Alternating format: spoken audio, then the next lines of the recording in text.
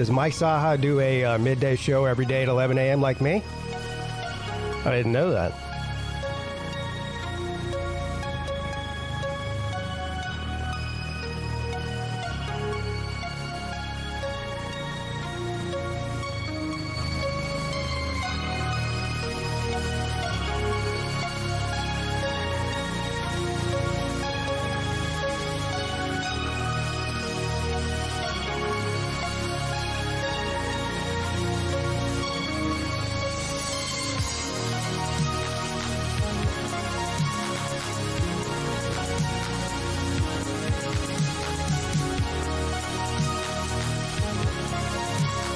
I've never seen a Mike Saha live show before.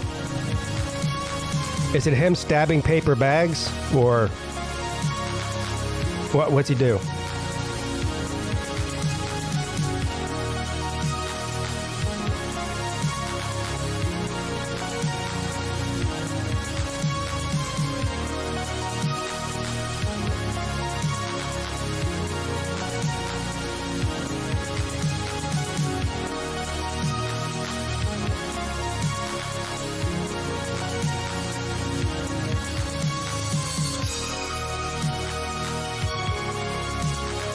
Oh, I just talked to himself like a mental patient. I see.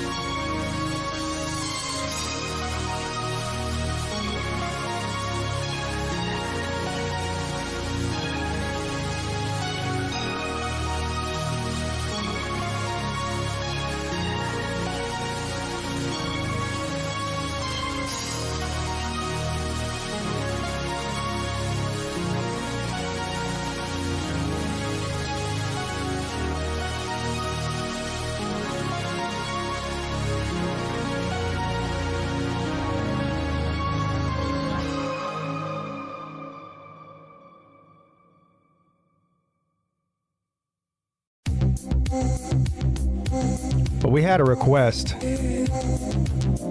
I believe from Uncle Lou, actually. Excuse me. We had a request from Uncle Lou on the Lunch Money Show to check in on our girl Britney Spears this morning. So we'll do that at the top of the show before we do the news. Let's fight for our wealth. Don't act like you don't want, don't give up on love. Let's fight for our future. Let's fight for our wealth. Don't act like you don't want, don't give up on love. Don't leave me. Don't wanna be on my own.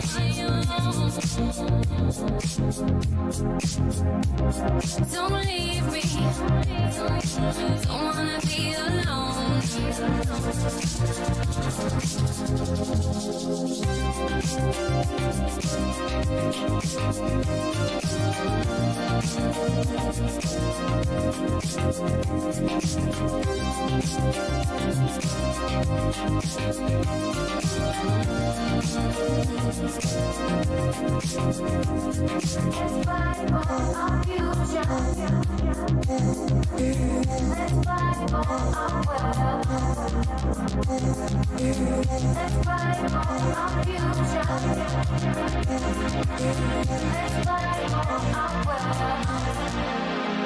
All right, we'll go ahead and get the show started.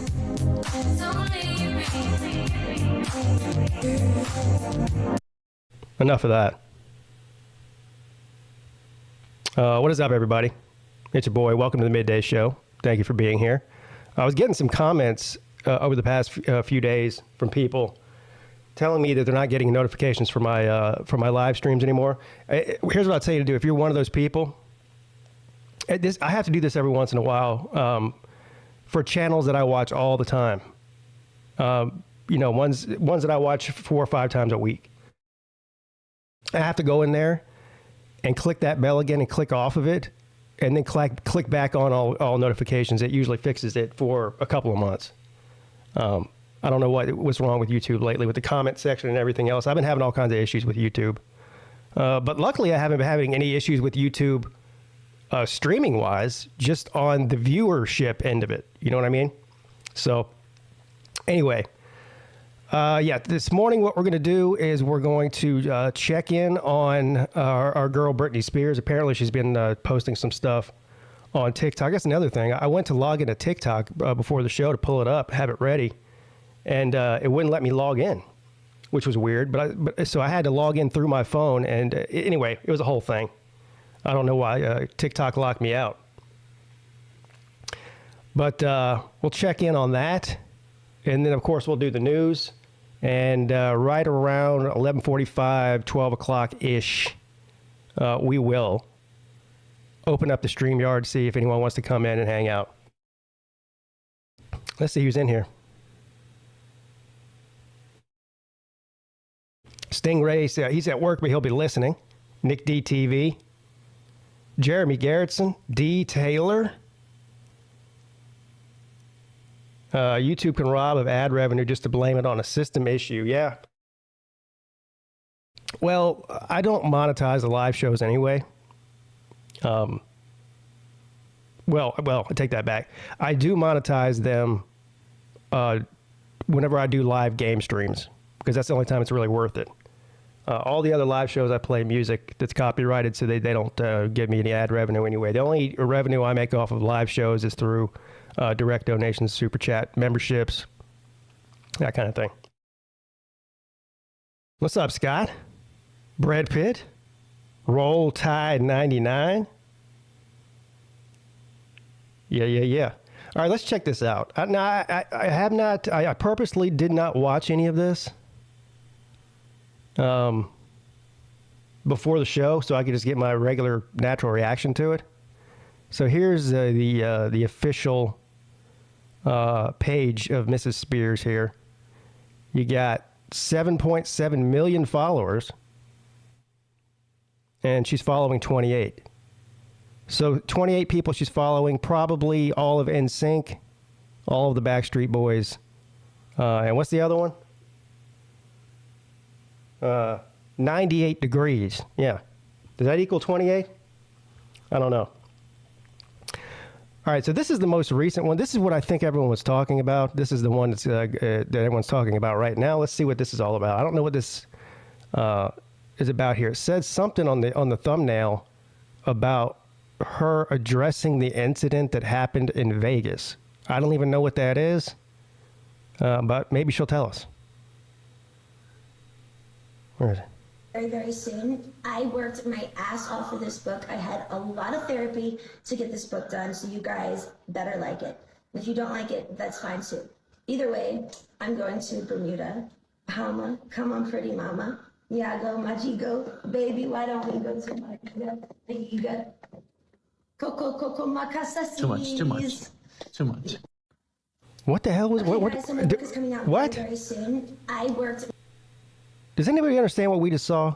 I'm being genuine. I don't even know what that was about. I thought she was going to explain something about something that happened in Vegas. What the hell was that? I'm going to listen to it one more time. Coming out very, very soon. I worked my ass off for this book. I had a lot of therapy to get this book done, so you guys better like it. She had a lot of therapy to get the book done. If you don't like it, that's fine too. Either way, I'm going to Bermuda. Bahama, come on, pretty mama. Yeah, go, Majigo. Baby, why don't we go to Majiga? Coco, Macasa. Too much. What the hell? And now, so I don't know who's filming this. There seemed to be some male voice in the background there. I guess she has a boyfriend, maybe. Okay, guys, so I just got finished with my book. It's coming out very soon. I worked my ass off for this book. I had a lot of therapy to get this book done, so you guys better like it. And if you don't, that's cool too. Jamaica, ooh, I want to take you to Bermuda, Bahama. Come on, pretty mama. I'm out of here. So, bye, guys. Hope you like the book. Okay, so somebody, Redavius Hall says she got slapped by Victor Wembanyama, the number one draft pick in the NBA draft. She got slapped by a basketball player? Oh, his security did. His security slapped her for running up like a fan out of nowhere. Oh, I think I did hear something about that. Yeah, I think I did hear something about that. But I saw somebody post something on, it might have been on Twitter. So I just got finished. Where she was talking about that incident. I guess it's not on our TikTok page. Oh, is this it, maybe? Oh, no. This is just a promotion for a book. Oh, wow.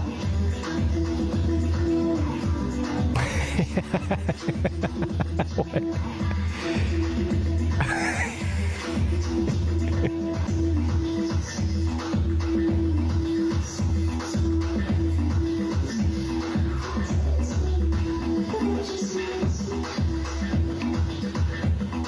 Whoa.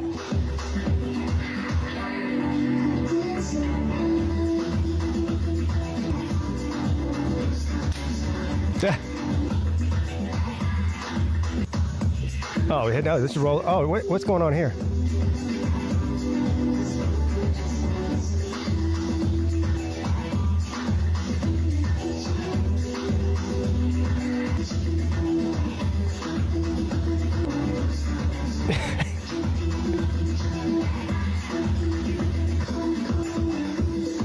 Oh, it's twerking. Yeah, she's fine. Completely fine. Wow. She likes to almost pull her underwear off. Or look at that. Look, she keeps doing that with her bathing suit bottoms. That's like her only move.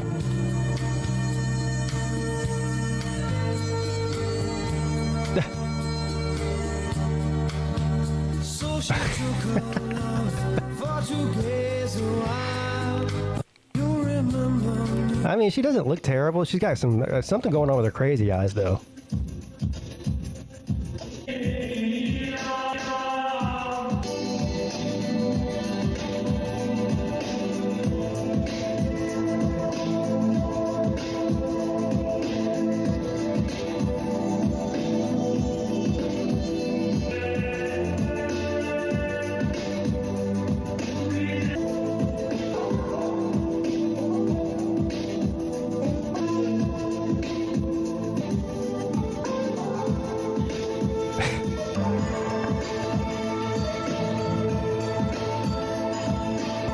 That's pretty much all this channel is, isn't it?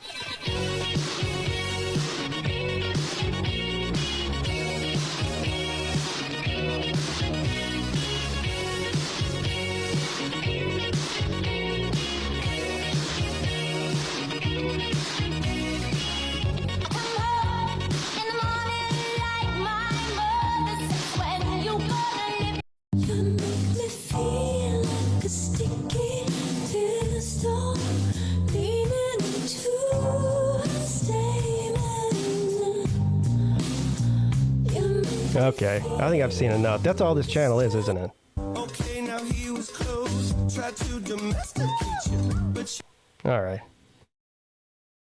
Wow. Wow.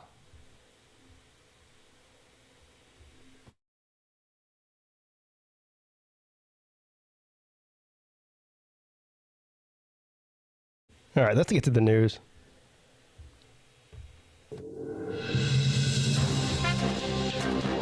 Breaking news from the PigskinPeete YouTube channel.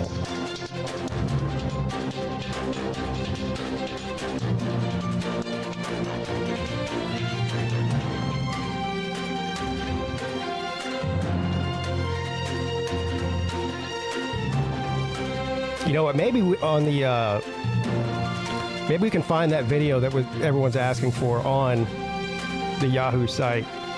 I'll type her in. Oh, I didn't even pull it up yet.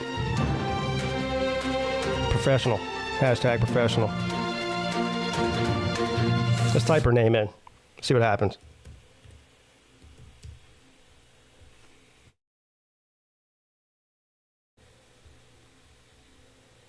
Britney Spears says no woman ever deserves to be hit after Victor Wembanyama I'm assuming I'm saying his name correctly. Security scuffle. Maybe this is it. Here we go. Is this a video? No, of course not. Is this the video? No, of course not.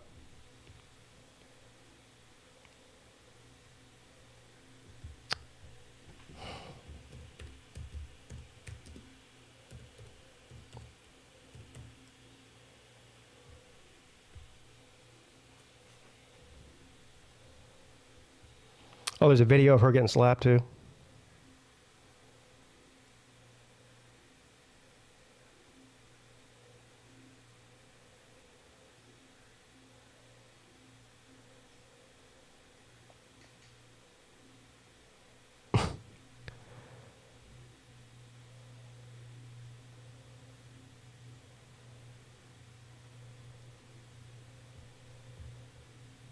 Let's see if this is it. No, this is what we just looked at. Oh, here we go.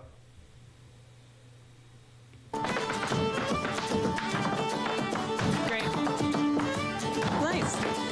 What's Well, after the ad.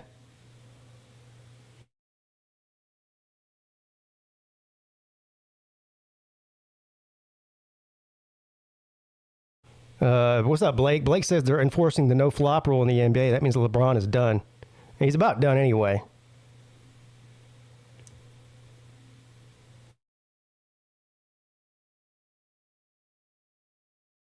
Oh, that's all that was just an ad?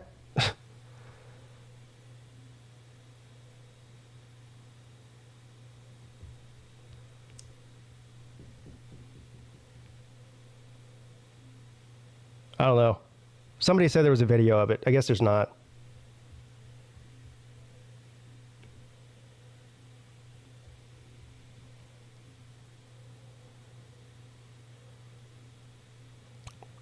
After a half of a century, Israel moves to evict a squatter from his cave home on the beach. Look at this thing. Look at this.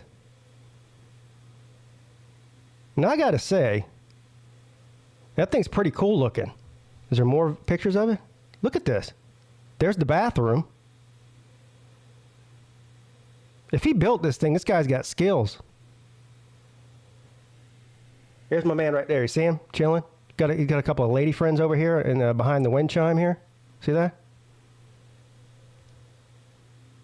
This man's living the dream. Look at him.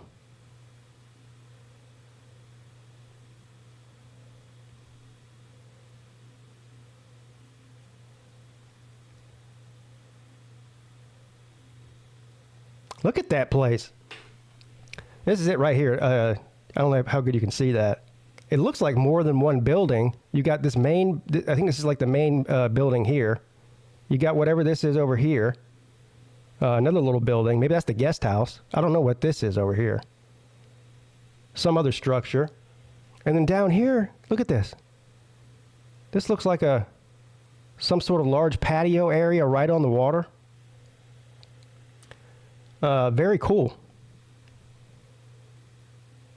Fire pit.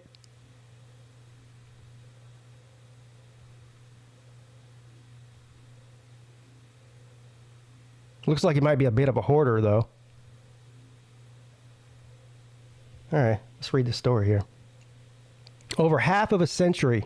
So he's lived there for over 50 years. Nassim Cologne has transformed a tiny cave on a Mediterranean beach into an elaborate underground labyrinth filled with chiseled tunnels, detailed mosaic floors, and a network of staircases and chambers. He lives in a one-of-a-kind artistic creation, which is a popular destination for local curiosity seekers. And Cologne, age 77, is quick to welcome visitors into his subterranean home. Now Israel's government wants him out. You know why? They probably want that land for themselves. Of course they do. 50 years after Cologne moved into his home, Israel's Environmental Protection Ministry has served him an eviction notice, saying the structure is illegal and threatens Israel's coastline. The coastline looks just fine to me. What are they talking about? They're jealous. How does that threaten the coastline? He's got a massive retaining wall here that looks like it's at least 50 years old.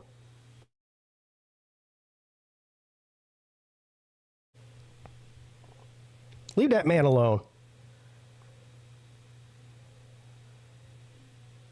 Instead of encouraging me, they're denigrating me.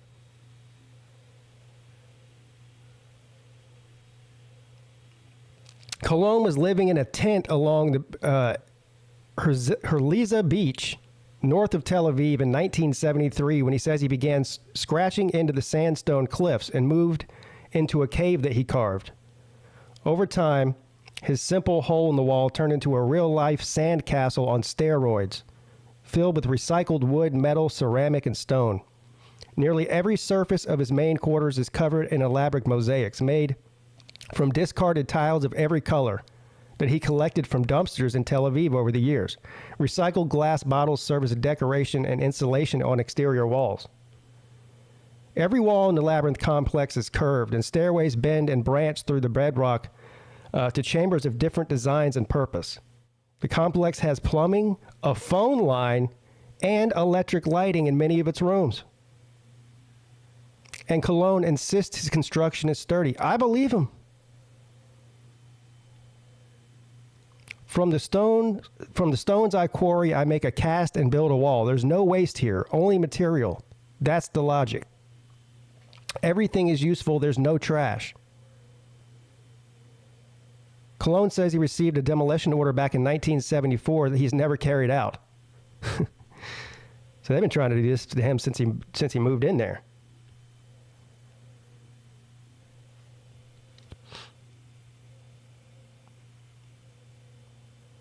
He acknowledges he never received a building permit, and City Hall shut down a beachfront restaurant that he opened years ago. So the man even opened a restaurant there. But his main argument is that local authorities connected his cave to an electric grid decades ago. Now, I can see that where that's illegal, if he's stealing electricity. Or maybe he's paying for it, I don't know. He's quoted as saying, "I am not leaving here. I am ready for them to bury me here."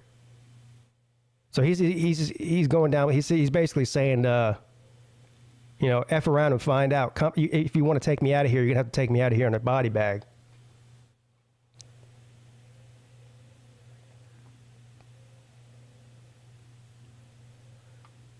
A few hundred meters north of Cologne's cave is Crusader Castle, the site of a battle between Richard the Lionheart and Saladin over 800 years ago, as well as an abandoned facility that once belonged to Israel Military Industries, a defunct government-owned arms maker.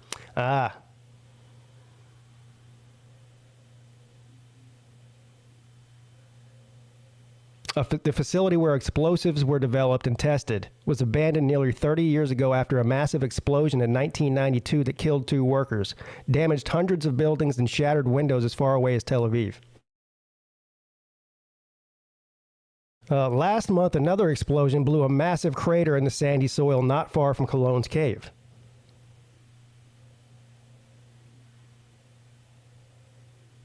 I don't care about any of that. Yeah, they're out here setting off bombs all the time, and they're saying that his home is a threat to the coastline. Maybe setting off bombs might be. You ever think about that?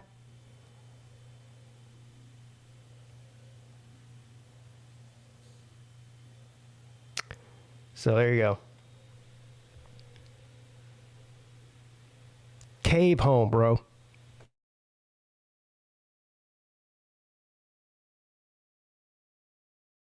Very cool.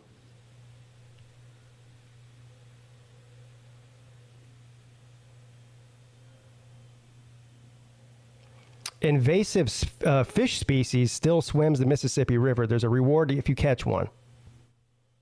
How much is the reward? Black carp.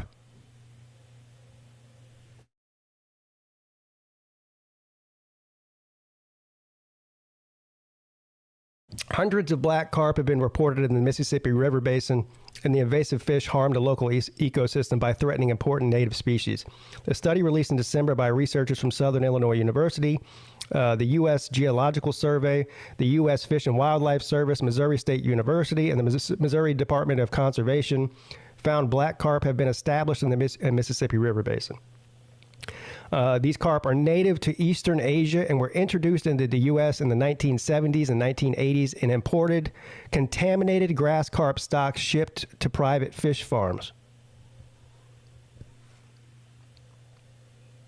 The use of black carp in these types of aquatic environments is regulated and requires permits.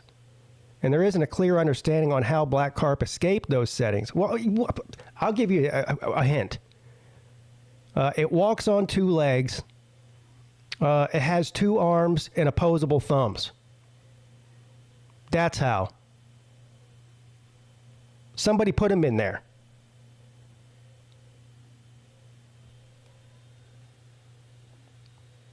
I want to see. I don't care about any of this. I just want to know what's the reward. And when's the show coming out on the History Channel? You know how they have the Swamp People show where they go out and kill alligators? Where's the show on the History Channel or whatever channel where these people are out fishing for black carp?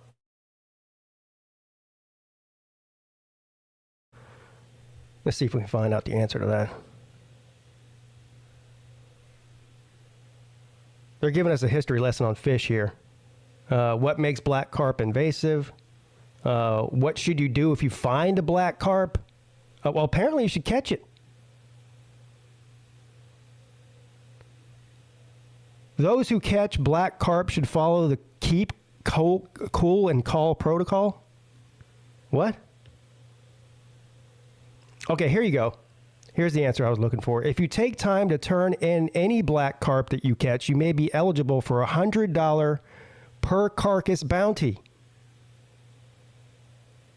That's not bad. $100?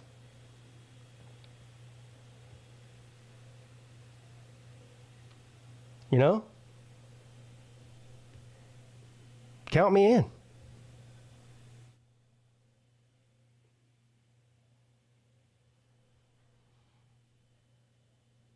Count me in.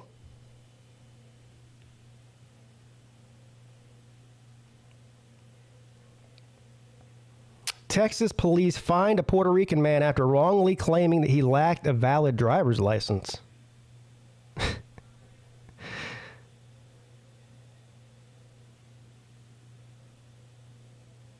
Yeah, I don't even care. That happens every day.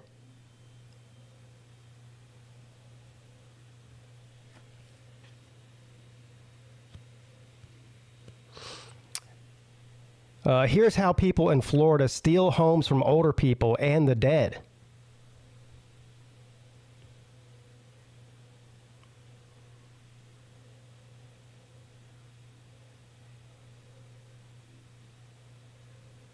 Video obtained by Hillsborough County Clerk of Court shows Van using a notarized and online notarization service to fraudulently sign a quitclaim deed on behalf of her mother to transfer ownership of her mother's house to herself. That's smart.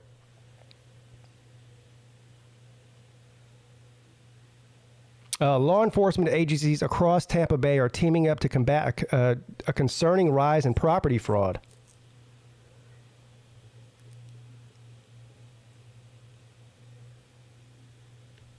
We are seeing fraudsters target vulnerable populations, especially the elderly. Florida ranked third in the nation for cases of identity theft in 2022 with 111,221 complaints filed with the Federal Trade Commission, according to commission data.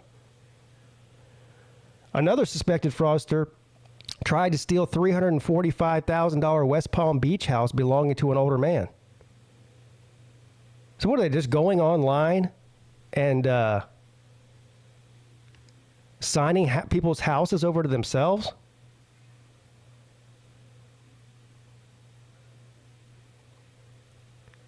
They used the names of dead notaries and witnesses in the deed. If he had succeeded, the home would have been passed upon to him upon the owner's death, rather than the owner's adult son. I see what they're doing.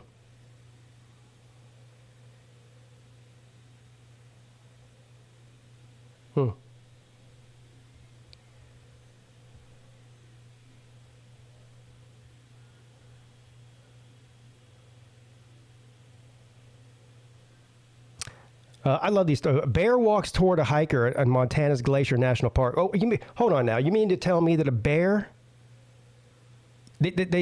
walked towards people whenever people where the bear lives? That's amazing. I can't believe it. I want to see if there's a video of it or if this is just an ad.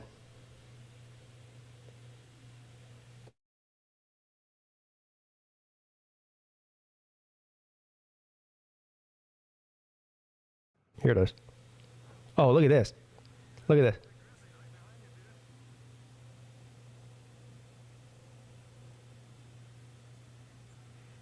Yeah, that bear's like, hey, get out of here.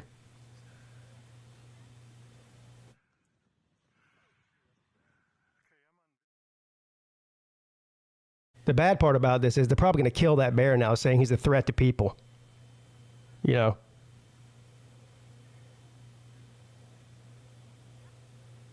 And look at these idiots up here.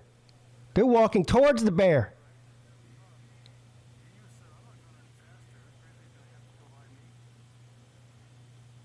He didn't do anything wrong. He hardly walked towards them. And now he's walking away from them.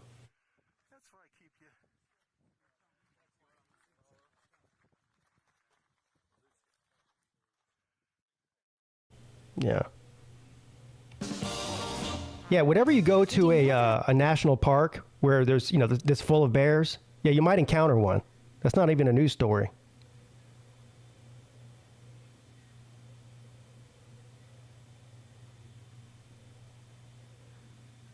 Yeah, it took the path of least resistance, which was a way to simply walk off the trail. Yeah.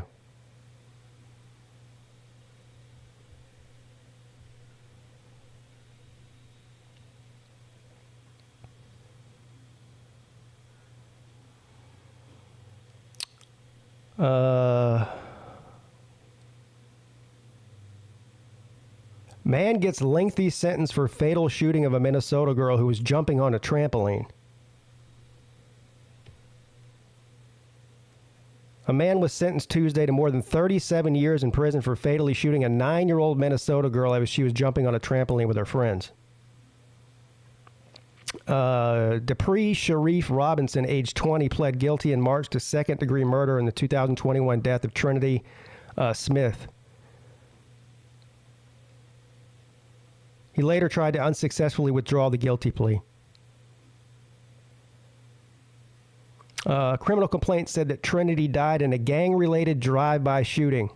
The trampoline in the backyard was in line of fire between Robinson and the intended target, so she got hit with the crossfire.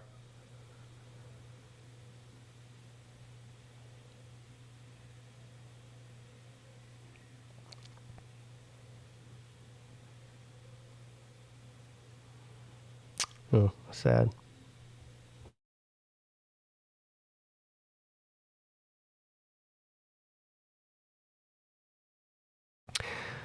So we read the story the other day that didn't really give us much information about that girl that was found in the Marine barracks in, I believe it was in San Diego.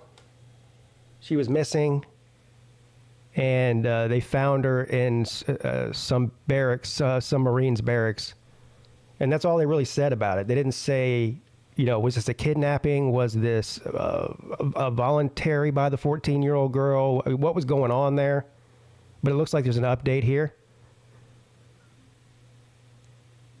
Documents reviewed by military.com are giving more insight into the timeline and the events that led to a 14-year-old girl who was missing for weeks being discovered in the barracks room of a junior Marine at a California base. While the young girl at the heart of this story went missing in early June, federal investigators concluded that she had been at Camp Pendleton for only about 24 hours. So she was missing for weeks. But they're concluded that she was only on the base for only 24 hours and appeared to have met the Marine whose barracks room she would come to stay in just a day prior. The documents also show that investigators had begun to look into claims that the girl was a victim of human trafficking. So far, investigators are reporting that the Naval, NCIS, Naval Criminal Investigative Service, which is being aided by several other agencies, has been unable to find any corroborating evidence to back up those claims. The documents seen by military.com say that when the agents first interviewed the Marine and the victim, both said that they met on the dating app Tinder, where the girl used a different name and claimed to be 22 years old. The Marine told investigators that the connection happened on June 26th, the day before he would help drive her to Camp Pendleton, and admitted and to having had sexual contact with the girl.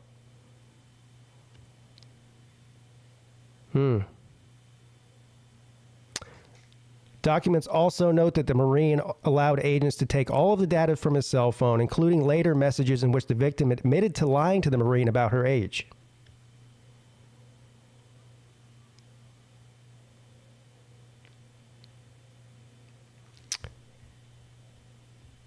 I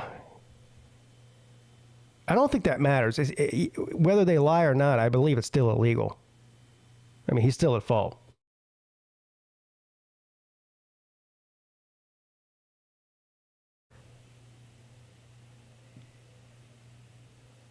In a TikTok video posted last week, the girl's aunt alleged that her niece had been a victim of human trafficking and accused the military of a cover-up.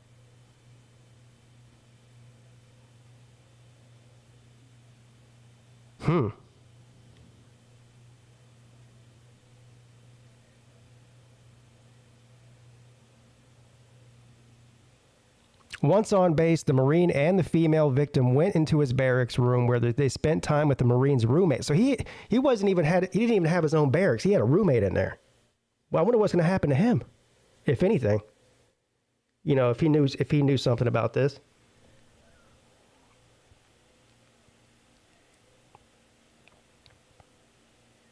Eventually, the roommate returned and kicked the girl out of the room. Well, there's your answer.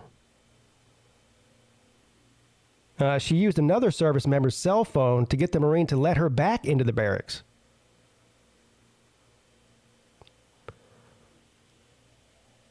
However, 2 Navy corpsmen found the girl wandering in the barracks building.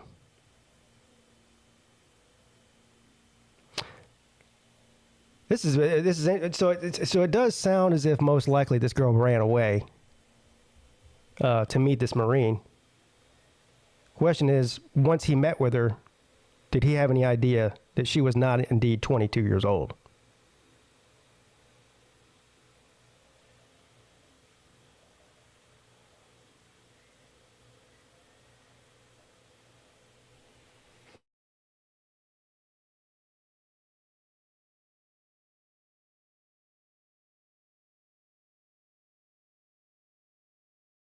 How's the old cig habit going? Good so far. I'm on day 16 with no cigarettes. I do use the vape thing, but not near as often as I smoked. I use it whenever I get a craving. So far, so good. Uh-oh. Uh-oh. Scientists discover a huge heat-emitting blob on the far side of the moon. Aliens, bro. Aliens, bro. How you gonna get heat on the moon? It's a cold, dead rock.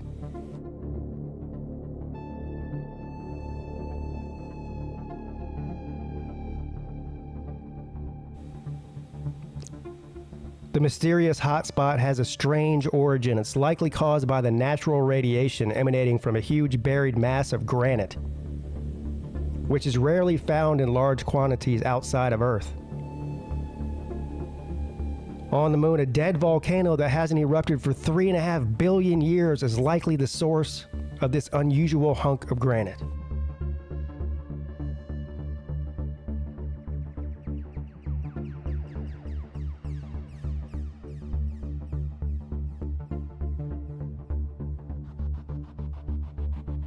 I refuse to believe that.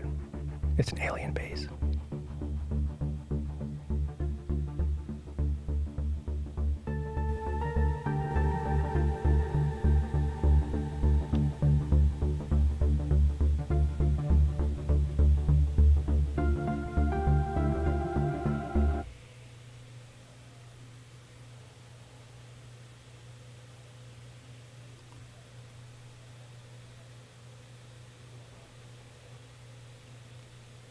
Man on the run for 30 years for murder gives emotional goodbye to wife during his arrest.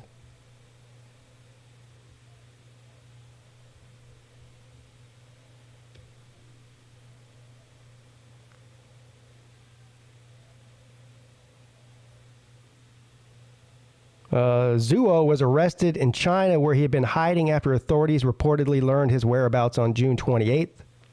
He had 3 other accomplices who were accused of murdering another man in the Hubei province in 1993.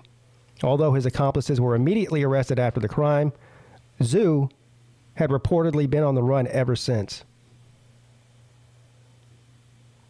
Yeah, if I was on the run, I think I'd probably hide out in China too. Sounds like a good place.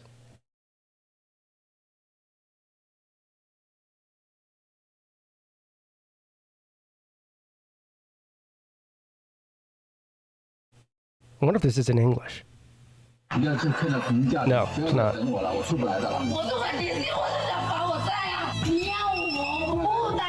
Oh, she's mad. Oh, she's mad. I wonder what she said to him. Where's Volusia at? Can you translate?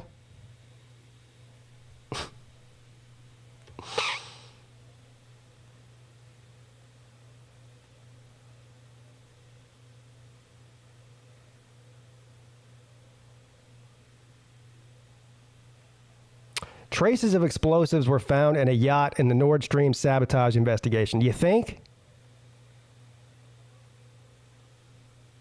Wait, you mean traces of explosives were found where the pipeline was exploded?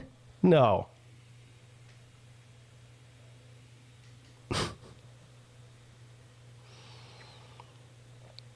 China sends large group of warplanes and Navy ships towards Taiwan.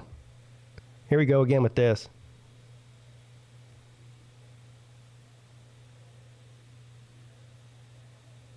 China sent Navy ships and a large group of warplanes, including fighter jets and bombers, towards Taiwan over 2 days. The island's defense ministry said on Wednesday before its annual military exercises aimed at defending itself against a possible invasion.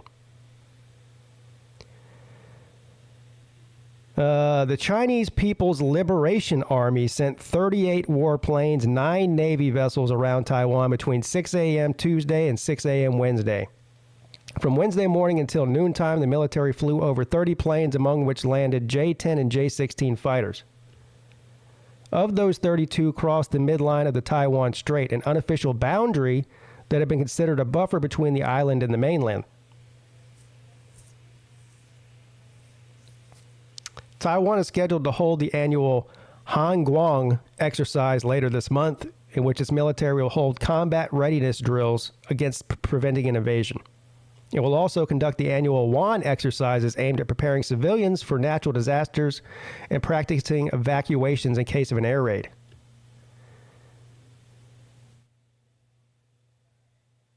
Where do you evacuate to if you're on an island? I mean, that's what I want to know. You got to get off the island.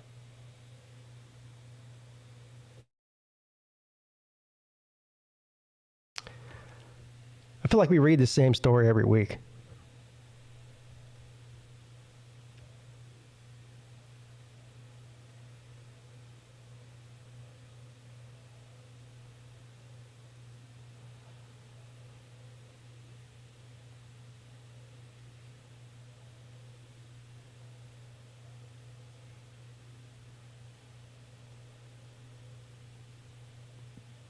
What? TikTok reacts to a woman caught on camera, quote unquote, fake cleaning a beach in Bali and leaving trash behind. Why would you, what?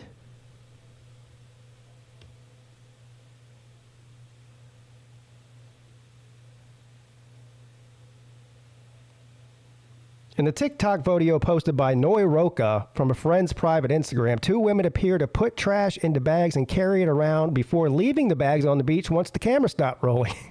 Where do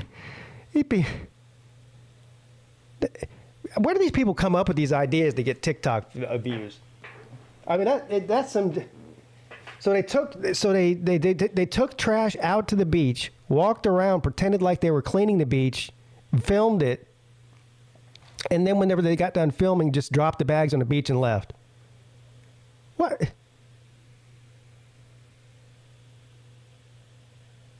I'm waiting to see if there's a video of this. Of course, this ad is like 10 minutes long, you know? If it is even a video of it.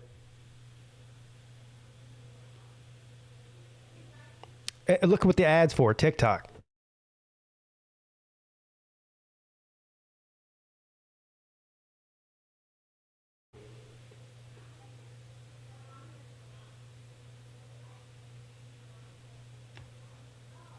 I'm losing my patience.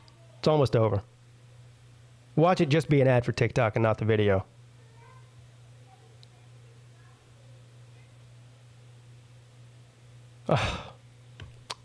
I give up.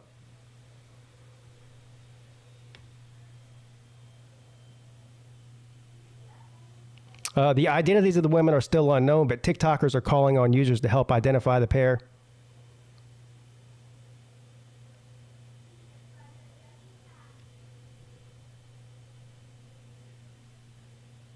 I mean, should it be that hard to identify the people? I mean, I'm sure they posted the video on their TikTok account.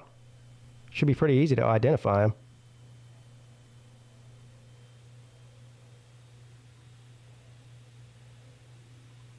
A veteran deputy and a dad of 4 killed by inmate during escape attempt. Boy, they've really gone overboard with the ads on this shit, haven't they? That's all it is now, is one giant ad. I mean, it's always been that way, but it seems like it's getting worse.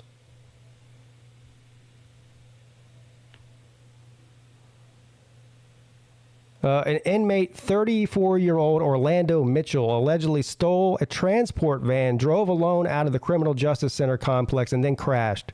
Mitchell was taken into custody at the scene of the crash and hospitalized in stable condition. How Durham was attacked was not immediately released, but police called it an intentional act of homicide.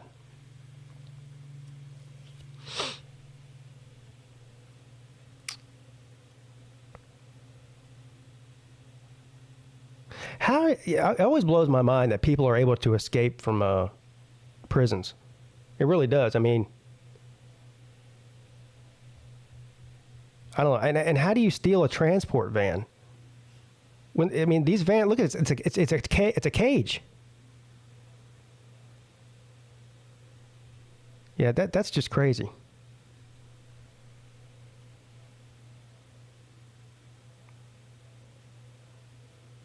How a Second Amendment case in the Supreme Court is putting gun rights groups in a jam.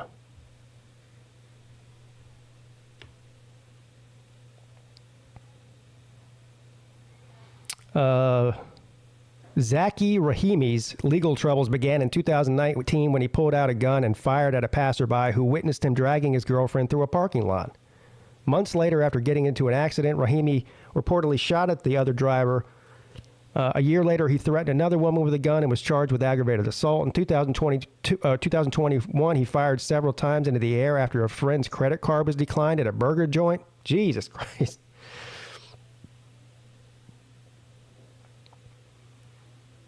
Well, now, what's the controversy? Clearly, this guy, in a span of 2 years, either brandished or fired his gun unnecessarily. 4 times? One of them inside of a burger joint over a credit card being declined. That's somebody that obviously should not own a firearm. What's the controversy? Rahimi's case is now before the Supreme Court in a blockbuster Second Amendment challenge that may prove especially thorny for the gun lobby. I don't believe anybody, even in the gun lobby, would think that this guy should own a firearm.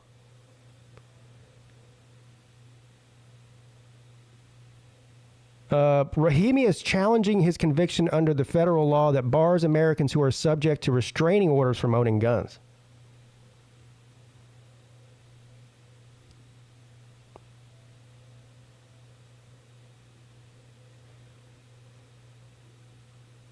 We believe that domestic abusers have a Second Amendment right to their firearms, said Nick Ciplina, Senior Vice President for Law and Policy at Everytown for Gun Safety.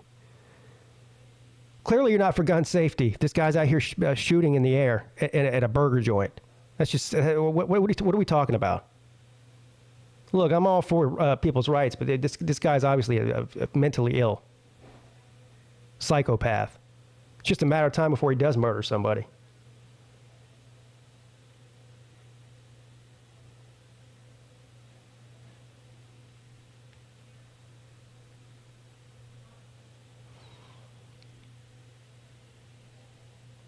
Yeah, okay.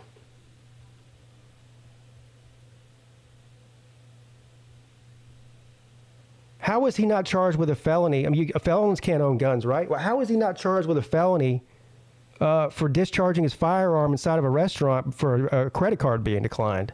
I mean, it seems like a non-story to me.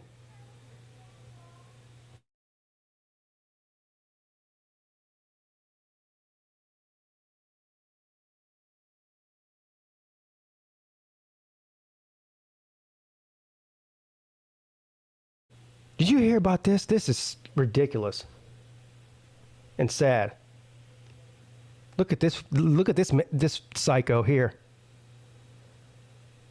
Tennessee soccer coach, a youth soccer coach at that. Okay, left his phone at a restaurant. That they discovered videos on his device of him allegedly raping unconscious boys. Wow. They have police say that they have arrested a quote-unquote popular Tennessee soccer coach after finding videos on his cell phone depicting unconscious boys being raped. Camilo Campos is being held in Franklin, Tennessee on charges of rape and child and sexual exploitation of a minor, with additional charges expected to be filed. Police say they were alerted after Campos left his phone at a restaurant and employees went through the device looking for information about the owner so that they could return the phone. This is almost as bad as Hunter Biden taking his laptop in to get repaired and then leaving it there. You guys remember that show, Stupid Criminals, or whatever it's called? Criminals who do stupid things or something like that.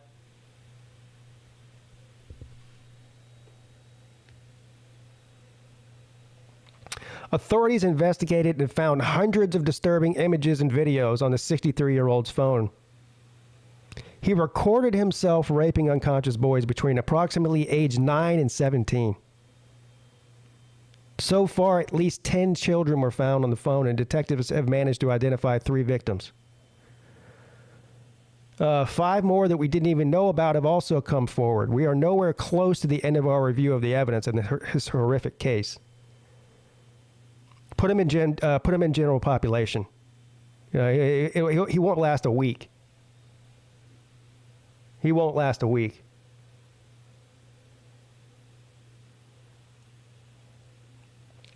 He would allegedly frequent school playgrounds where he found an approach to recruit children to play soccer, many of whom he would later invite to his home after gaining their trust.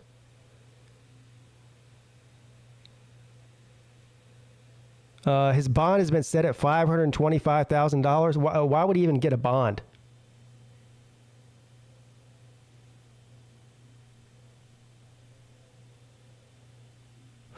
Wow.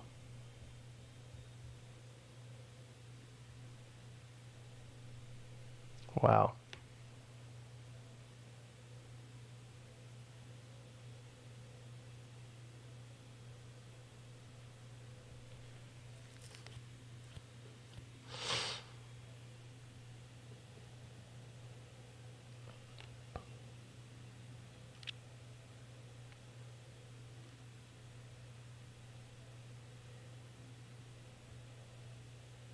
Where is everyone? Disney theme parks are shockingly empty this summer amid sky-high ticket prices. Woke backlash.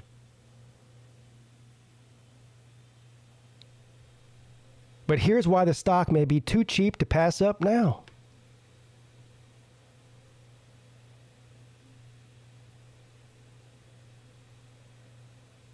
Travel analysts have clocked a dip in Disney's theme park visits that's unusual for the peak summer months.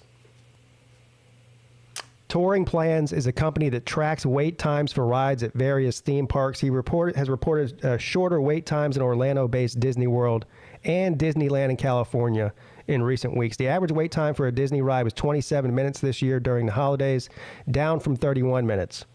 in 2022 and 47 minutes in 2019. Where is everyone?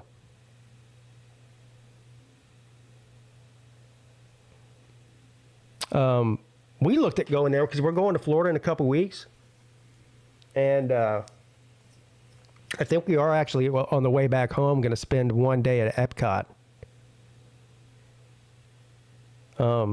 And the reason that we're choosing to do that is because the ticket prices are cheaper than they have been. But we look at the prices every year down there because we have a young, an 8-year-old, and virtually every year we're like, yeah, it's just too expensive. But this year the prices were, I don't know the exact number, or, exact percentage cheaper, but it was considerably cheaper than it has been in the past 4 or 5 years that we've checked. So I guess they're lowering prices trying to get people to come in there.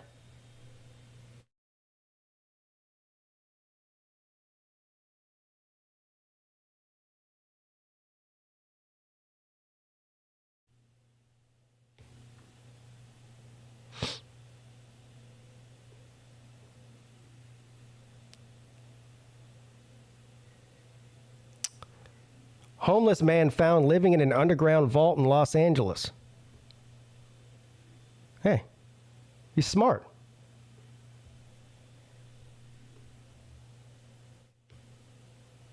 Look at this. Look at this. Here he is coming out of what looks like almost like a manhole cover. I guess it's a vault, though. Well, of course, you can see a little drain grate on there. Look, man. A lot of homeless people are very thrifty. You know what I mean? They'll find a way to make it work.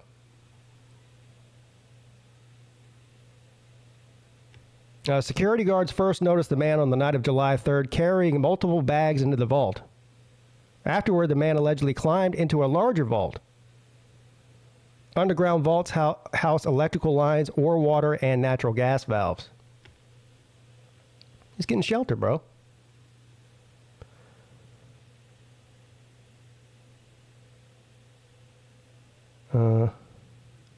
Empty food containers and other debris reportedly found inside the vault.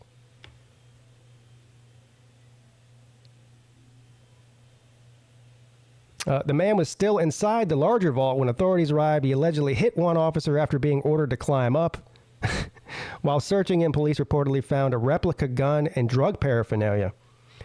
Yeah, well, I mean, that does make sense. If he's probably smoking some meth and, hiding down there. Out of paranoia, that the aliens were going to come get him or whatever, or maybe the CIA. He's facing charges of trespassing and battery on a police officer. Well, now he does have a roof over his head. You know what I mean? In jail. And food, too.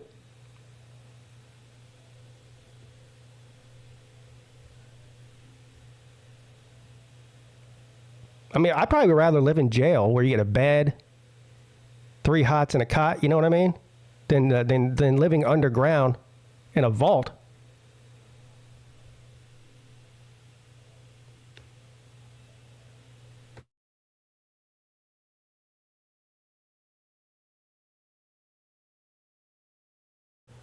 A military couple at the center of a lawsuit challenging porn restrictions. What?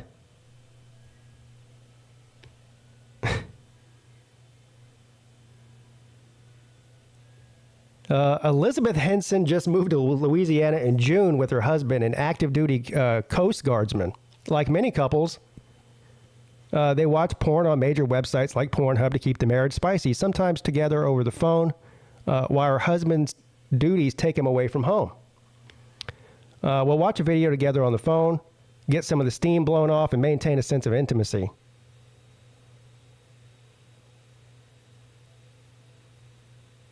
This is one of the ways that we keep the intimacy alive in our marriage. In Louisiana, a state law passed in January requires users to verify their age on porn sites using a driver's license and other ID through a third-party government website to make sure you're at least 18 years old. Henson does not have a Louisiana state ID, Like many military spouses who move around frequently, she kept her driver's license from the last state that she lived in. Instead, she chose to go through a hurdle of paying for an installed VPN, virtual private network. A tool effectively tricks websites into thinking a user's in a different location to maintain access to websites she describes as helpful to her marriage. She either had to pay for a workaround or pay for a new ID, both of which she argues are effectively attacks on her and her husband's sex life.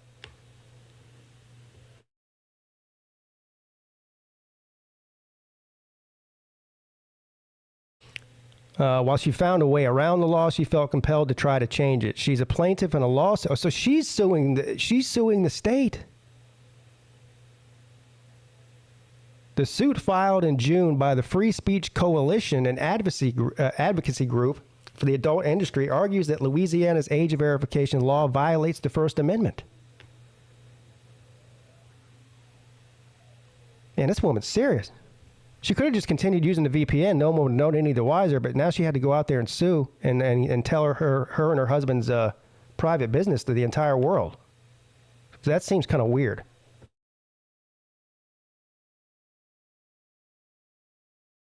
Huh, interesting.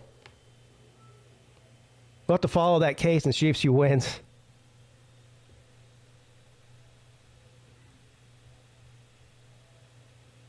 All right.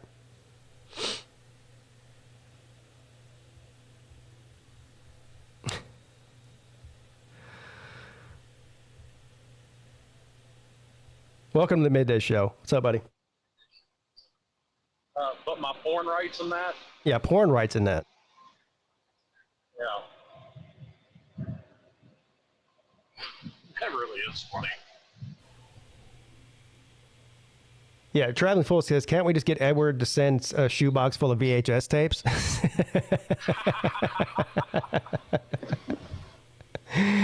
Now, I can verify that that's a thing. Like if my phone knows I'm in Louisiana, yeah, it will ask for. It'll reroute you to a third-party identification website. Yeah, I wonder how many states have that. Louisiana's the only one I've ever come across. Huh.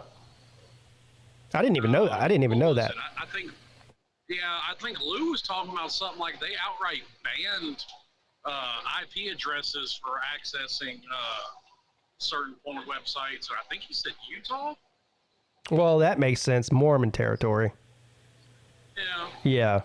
Yeah. If you would have given me like a couple of minutes to think about it, if you said there's one state that does that, I would have definitely came up with Utah. That would have been my first answer. You know. See, that wouldn't have been my first, though. I mean, the land of multiple wives.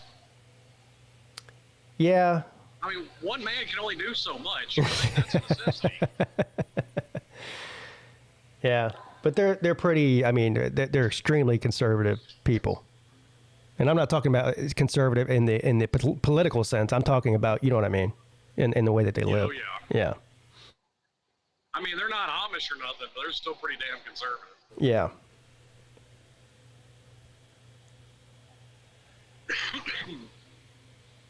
What do you think about that? The story I read about the guy that with the gun thing. You've talked about that before. Yeah, I think I have. About that on here. Yeah. Basically, what that boils down to, and I actually agree with him, that federally there's 2 misdemeanors that can bar you from buying a gun: domestic violence and a restraining order. Even though I'm not even exactly sure that a restraining order is a misdemeanor, but whatever. Yeah. Those two things that are not a felony can bar you from buying a firearm, and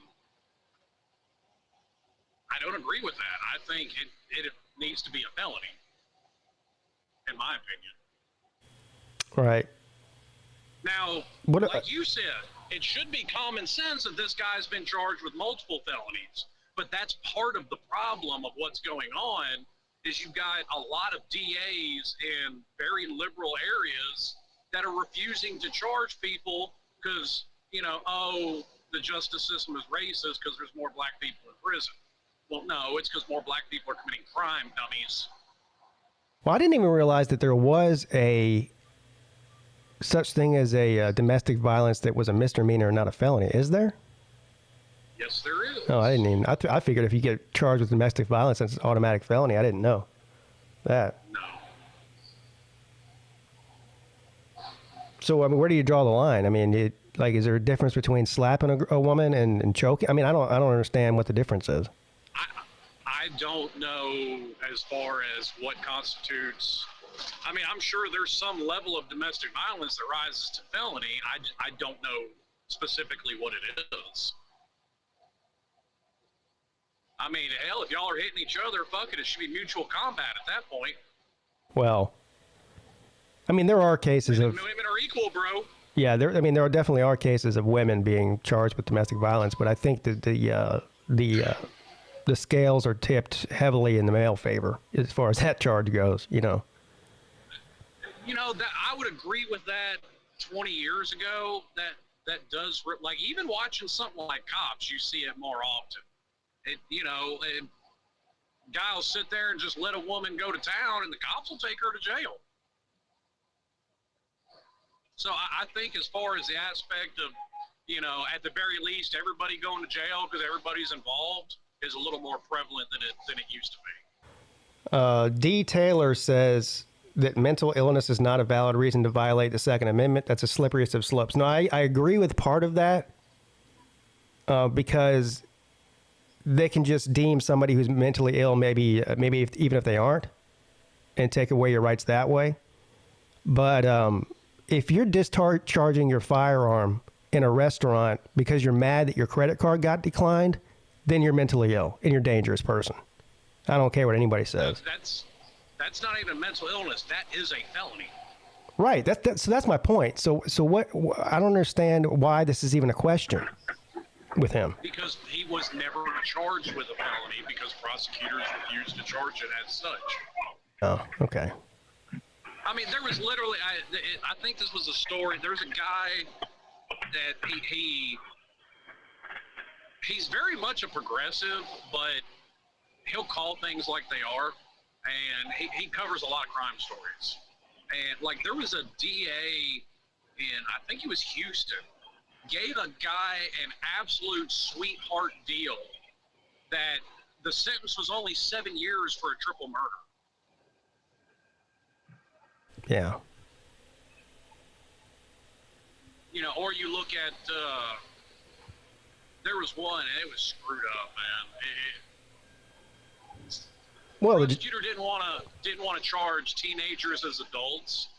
4 teenagers stole a car, slammed into a pickup at like 80 miles an hour, and like killed a 6-month-old baby. They charged the 2 teenagers they caught with trespassing, vehicular trespassing. Wow. Didn't even charge them with stealing the car. Because if they did, that would automatically have them catch a murder charge with a 6-month-old. The saddest story I've heard recently was the guy that was the Afghan translator, that was a Lyft driver, that was killed by 4 teenagers in Washington, D.C. Yeah, I heard about that. Survives Afghanistan, comes over here, picking up an extra shift on Lyft, and is shot and killed by 4 teenagers. Yeah. And they haven't found the teenagers yet either. But wait a minute, though. That's a gun-free zone, though. You're not supposed to carry a gun in Washington, D.C. Yeah, like you're not supposed to carry one in Chicago, too, right, Slim? I'm just saying, at some point, the definition of insanity needs to kick in. Because this is something me and Pete were talking about the other day. They've been trying gun control for nearly 100 years. It hasn't worked. At what point are you just going to go, hey, that doesn't work? But putting criminals in prison does.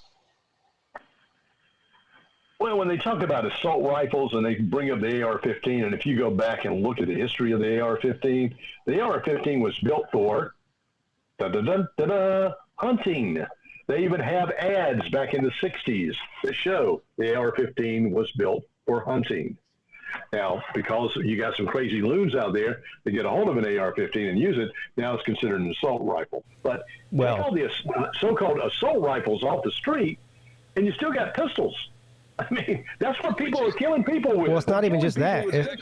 It's not even just that. I mean, an AR-15 is no different than any other semi-automatic rifle. It just looks different. Right. Yeah. Exactly. Well, that leads me to a good point that nobody I've ever heard has a great rebuttal to. Scott, do you know what a Ruger Mini 14 is? Not really, to be honest with you, no. Pete, can you pull up a picture? Pull up a picture so everybody can see what a Ruger Mini 14 is. All right, give me a second. Yep. I think I've seen one before. Yep. It sounds, I mean, I know what I've heard of Ruger, of course. I mean, I've heard of I think I've seen name one brand. before. Yeah. All right, here.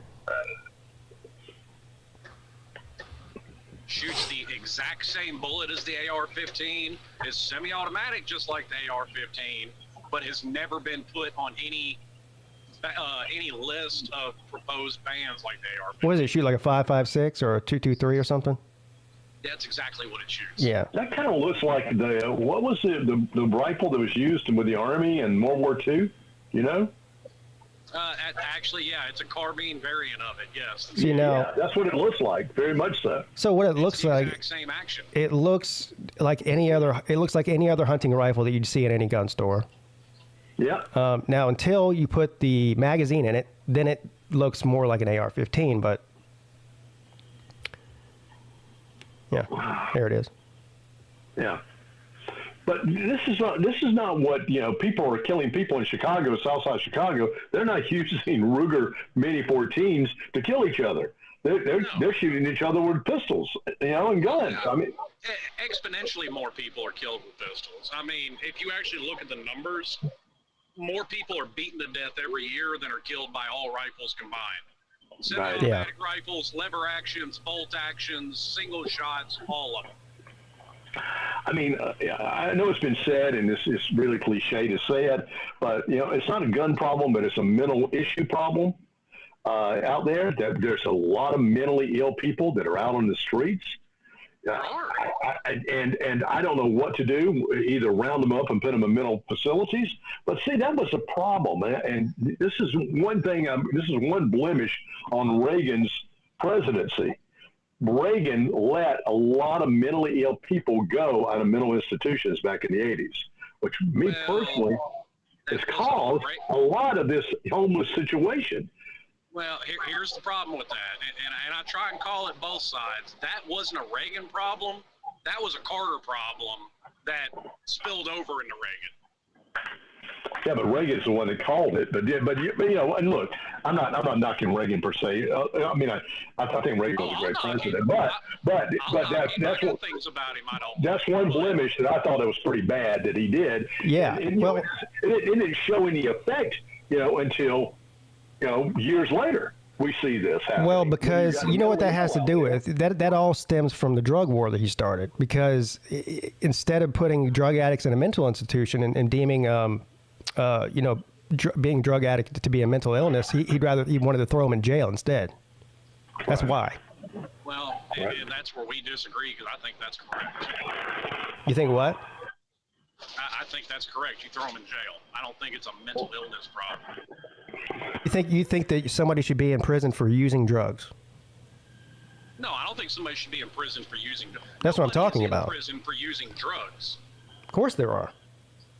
No, there's nobody in prison for using Sir, drugs. if you're a drug addict and you get caught with possession of a narcotic, then they throw you in prison for it, even if you're not selling it. Yes. Not in this day and age, Pete. They don't. Absolutely, they absolutely That hasn't been a thing for 30 years. No, they in this day and age, Pete, if you're even caught with more like a felony is any possession of cocaine. No, okay? yeah, exactly. Any possession of any cocaine is a felony, which will land you in jail. Especially if you're. It might land you in jail for a night, but it won't land you in prison. You may. All right, let's see. If you get caught more than once, then you're going to go to prison for it. No, I can testify that's not the case. Now you've got about damn near 20 states where simple possession can no longer be considered a felony. Simple possession of what?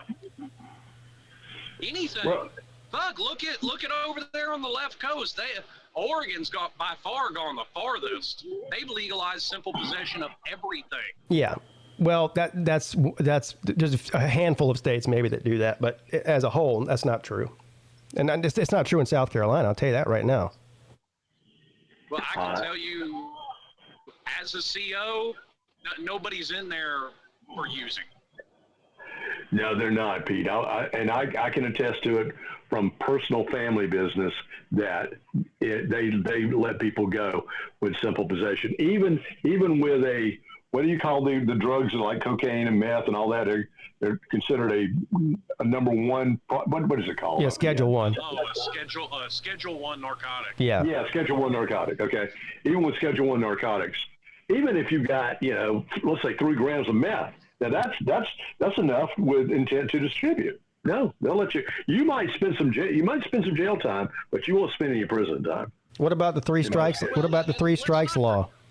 The 3 strikes law. Look, I again, just taking it from a family business matter.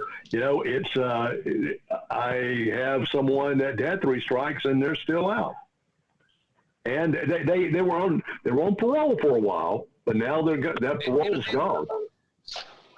And see, the way I look at this is people not learning from history. There's a reason that a lot of these laws were put in place, because people have forgot the 70s and 80s when the crack epidemic was so bad. Yeah. Now look, Kate, there were people in these neighborhoods, police in these neighborhoods, aldermen and city councilmen in these neighborhoods begging for harsher penalties for this shit because of what it was doing. Pete, do I think some of these people should be in prison? Damn right, I do. I mean, because you just said it, 3 strikes. With 3 strikes, there should be something happen to you. Well, I think Florida did a thing, and I don't know how many states did it, but like, say if you had, now granted this is back in the early 90s, but if you had, say, 3 misdemeanor possessions for really whatever, even back then, that would, then they could reclassify it to a felony. But the most notorious one is what was basically nationwide. After 3 felony convictions, you would get a mandatory life sentence, which is 54 years. Yeah, now listen. It's got to be done. I mean, there's no doubt about it. This zero cash bail that's in a lot of the major cities these days is really destroying these cities. It's destroying San Francisco. What absolutely great city that was. It isn't anymore, and I don't know if it'll ever come back. L.A. My God, everyone's leaving L.A. in droves. But who does cash bail really hurt? It doesn't hurt. It doesn't hurt people that have money. They can afford to pay bail. Right. It hurts the poor. Okay. Well, it doesn't, because especially depending on what you're in for. Like, if you're in for murder, nobody's getting bail, at least in most cases, and nobody should. But people also think just because you have a $5,000 bail that you have to pay $5,000. No, you don't. Well, you do eventually. I mean, you only have to pay a percentage of it to get out at that time, but you have to eventually pay the whole thing. No. You pay 10% to get out. Yeah, you pay 10% to get out, and if you meet all the, you show up for court and all that, then it comes to $5,000 if you don't show up for court, and then a bench warrant comes out, and then you owe money. Yeah, and guess who's not showing up? Guess who's not showing up to court? A severe drug addict or a homeless person. I don't think leaving them on the streets. Well, you know what? I don't think severe drug addicts. I don't think severe drug addicts are the problem with zero cash bail. It's the damn people out there stealing cars and doing criminal activity, real criminal activity. That's the problem with zero cash bail to me. Yeah, because we talked about it on this show when they were enacting it in Illinois. I mean, there was stuff like second-degree murder that qualified for no cash bail. Yeah. I mean, God, it's ridiculous. You nailed it on the head, Slim, by saying it's the definition of insanity, because they just regenerated no cash bail in L.A. After all the problems of L.A., they regenerated it. And it's like, why? They're backtracking on it in New York with a quickness, though. I don't think that cash bail deters crime. That's all I'm saying. I don't think that any criminal out there is saying, well, you know what, I really want to commit this crime, but I'm not going to do it because I'm scared I'll have to pay bail. It's just. But the problem is, well, no, but it keeps criminals in jail. That's right. That's exactly right. Okay. Why do the police want to even pull up somebody and bring them to the jailhouse when they're going to be out in I don't know, an hour or 2 hours later because they got a zero cash bail? I mean, so there's no consequences to their actions at all. Zero consequences. So they go right back out and do the same damn criminal activity that we're doing before. And so they know that. Yeah, but who's to say that somebody does post bail and doesn't go out and commit another crime anyway because they're a criminal? Well, there's like a lot of damn criminals out there that are just being able to do whatever the hell they want to do and not suffer any consequences at all. We've seen it. Now, look, here's where I will agree with you. This idea, what's going on in some of these states where these people are committing, crimes, where even if it's a misdemeanor crime like shoplifting or whatever, and they're not even being arrested or ticketed for it. That's a different thing. That's craziness. That's what I'm talking about. I mean, when the guys go in and get the $900 out of Walgreens and all that, or they're stealing cars, or these are no harm to anybody. Yeah. Then there is harm to somebody. Well, someone beating the living hell out of somebody. Some of them are even assaulting people and not getting arrested for it. That's just insane. Right. That's criminal. At this point, it's not even somebody walking into Walgreens and dumping a bunch of shit in a cart and walking out. Now you're seeing organized groups of people go into department stores. And if you want to say it's not fucking organized, you're either blind or naive. It's when hundreds of people flood into a department store and fill up their arms with all they can carry and run out to a waiting car because they've upped the limit of petty theft to $10,000. Yeah. Well, do you remember about a year ago, the high-end stores in San Francisco were all hit at one given time, and there were several cars sitting outside as they hit these stores, and they were robbing jewelry stores and just all the high-end district stores. And now what's happened in those stores? Most of them closed up. Yep. Yeah. Well, I'd close up if I lived in one of those areas. I mean, what's the point? For 50 years, people bought into this idea that poverty breeds crime, and actually, I believe it's the other way around. And you're seeing it firsthand now. When you have that level of crime, that's what makes neighborhoods poor and worse. Well, I think it goes both ways, but poverty definitely does breed crime. I mean, look at the poorest countries in the world; they're the most lawless. Well, okay, but to believe that, you have to inherently believe that by dint of being poor, that makes you a criminal. No, I didn't say that. But that's what that line of thought implies. Well, I think the people in these impoverished communities, they want law enforcement, especially the adults, the 25 to 54-year-old adults that live in these areas want police presence in there and don't want their streets to be riddled with crime. They don't want that at all. And no matter what skin color they are and all that, they don't want that. They want their streets cleared of all this. And until there is more police presence out there in these cities, then it's just going to get worse and worse and worse. It's sad. It's a sad damn thing. There's no way in hell if someone offered me a job to move to D.C. or New York or L.A. right now, offer me a ton of money, I'd say no to the hell no. No, thank you. There was a video that went viral a couple years ago that really goes to your point, Scott. It was when all that defund the police shit was going on. And this guy literally, it was one of those, and you see these videos all the time, where guys just walk down the street interviewing people. Mm-hmm. And he was actually interviewing people in Harlem, and everybody that actually lived there, like he did half the video was people in Harlem, half the people was the Upper East Side of Manhattan. The people in Harlem wanted more cops on the streets of Harlem. Yeah. But the people on the Upper East Side of Manhattan were like, well, no, the police are out there killing all these people.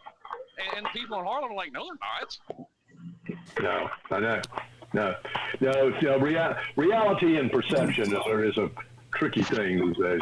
I want y'all's opinion on this. Because Slim had made a good point, and then Pete made one. Something about, poverty, it increases crime or it has crime, and then the other way around. I've been able to live in both. Live in really poor neighborhoods, and I know, not saying I'm the only one, but like now, because I live with a friend, I live in a very, very good neighborhood. Well, I have seen in the 2 years I've lived here, 2 times in 2 years have I seen cops ride through this neighborhood. When I didn't live in this neighborhood, it was probably 2 times a day that I saw cops ride through the neighborhood. People go, yeah, well, there's stuff going on in that neighborhood that probably shouldn't have been going on. That's why cops are there. There are kids that are 10, 12 years old riding their parents' vehicles around in the neighborhood. There are, countless things that happen in this neighborhood that are illegal, but never get, people. Does that make sense? There's not as much trouble in this neighborhood because the cops aren't there to catch the trouble, to find the trouble. It happens. It's just not seen. Yeah. Does that make sense? Yeah. Well, I'm speaking for Pete here. I'm going to let Pete speak up too. But I think Pete and I live in a pretty safe city. Do you agree, Pete, or not? Yeah. Relatively, yes. Well, listen, if it wasn't, yeah. if it wasn't, crime here, there's no doubt in my mind. But there is a big police presence in Somerville. Oh God, yeah. You noticed that? Yeah, there is. Yeah. So I think because of the police presence, we don't have this crazy activity. Although, I have the ring on my door, and anytime there's a neighborhood activity, and they show, well, there was a car stolen, and it's always 1.2 miles away or 2.1 miles away. I'm thinking, well, they're getting closer and damn closer. When are they going to come into my neighborhood? Which I'm very damn afraid of. Yeah. Well, I think that's the thing that America has made a lot of money off of. And granted, it is, there's a cause for it, but fear brings in more money than anything ever. The fear of something happening causes somebody to buy or to go out and do, you know what I mean? And I'm not saying that the fear isn't, you're not in reason of being scared that somebody's going to steal one of your cars or steal. I'm just saying, I think that's the part to me that. Well, what has changed in the past 25 or 30 years where it's like, I've told this story before, and anyone who's at least my age, maybe even Slim, and certainly Scott knows this. When I was a kid, if you came into contact with a police officer, they had a service revolver and a baton and a pair of handcuffs. That was it. Now they look like they're going to war in Afghanistan. Yeah. I mean. Right. Yeah, because they got a bulletproof vest. I mean, they're carrying so much. Yeah. Tasers and in some cases, I don't necessarily have. I have a problem with it in general, but in some cases I don't, because it's like I said when you had me on with you with that debate with that guy. North Memphis is a war zone, so I get the cops having it there. Yeah, but when you walk into a Publix in Somerville and you see a cop walking around looking like he's about to go to war, it's like that's not happening here. Yeah, and that's where I agree with you. Yeah. Yeah. And I mean, I don't care if they're wearing, the old style hat. If you've got a, department ball cap, that's fine with me. I don't give a shit. But I do still think in general you should be in uniform. Uniform. Well, I know I looked at the budget some years ago and how much money that Somerville spent on just cop cars alone, and it was over $500,000, I think, if I remember correctly. And you know, I'm sure they're buying more and more each and every year. But you know, one thing now maybe I'm wrong because you lived here a hell of a lot longer than I have. But one thing I have noticed about the cops around here is they're not too.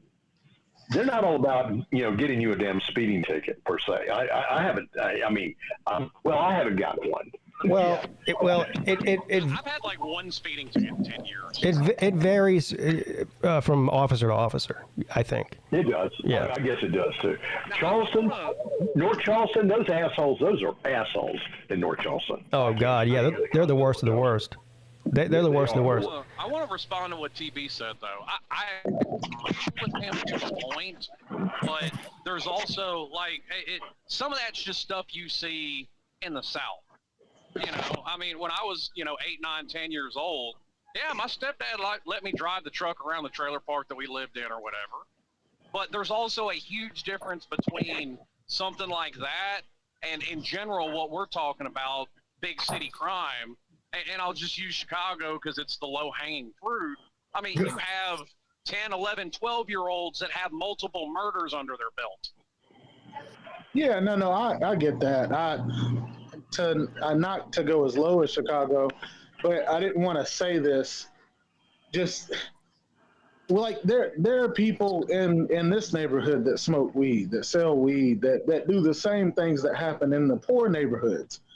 Oh, and it's yeah. like the city that I live in, it's not a war zone. There's no shootings. There's no this or that. So all I was saying is, I think trouble is everywhere. But when you have two, cops going to one part 2 times a day, compared to cops coming to this place 2 times a year, of course the chances of finding something are very slim in one and very high in the other. That's all I was saying. Like that's why when people go, wow, there's always stuff happening over there. Look at it. It's in the newspaper right here. Yeah, because they're there 23 out of 24 hours in a day.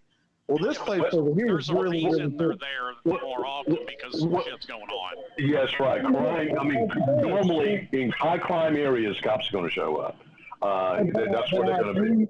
But I agree that those places are, you breed those plays. When you allow, no offense, but when you allow places for people to stay and, I guess I can't say that on air. Anyways, but I do think that some of those places are breeding. I disagree. I think the cops just go where they know what's going on. And I'll use an example of where I live. There's less cops. Like, I live out in the country. There's less cops where I live versus out towards the Mississippi River out in the country because there's more meth labs out over there. Yeah, well, I'm trying to be very discreet. I have a family member or a family member who was a part of. Okay, so my uncle Randy worked for but he worked for the police department here. They're instructed not to go to neighborhoods where a lot of donations come from. So that's kind of what I'm getting at is. Well, that's the politics of it, yeah. And that's where I'm going of it's geared to be this way. Like you don't bite the hand that feeds you type deal in a political way. Well, and see, to me, that's actually ass backwards because I'd want more cops in the area to make sure there ain't shit going on. That's why I just want to give them donations. Yeah, I would say, hey, if I will give you money, am I going to see a heavier police presence in my neighborhood? Yes, sir, absolutely. Damn Skippy. Okay, I don't care if it's crime or not. That keeps crime away. It deters crime away. I get your point, TB. I just look at it as ass backwards.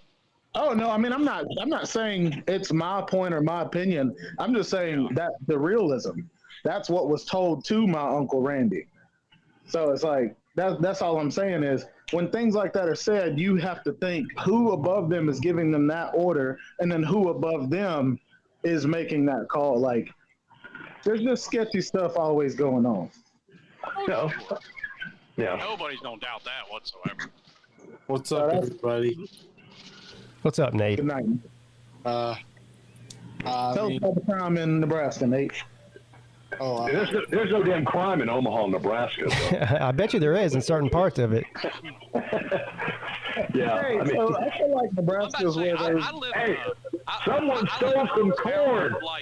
I live in a town of like less than 10,000 people, and I mean there's still murders in the town I live in.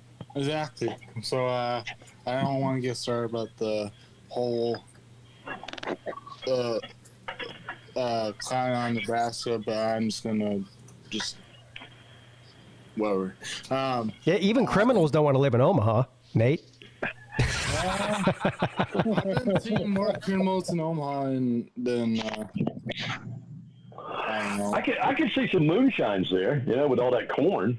Yeah. Corn liquor. Oh yeah. Corn liquor and all that. Oh, I bet there's some fire moonshine running around in Nebraska. There's no corn in Omaha.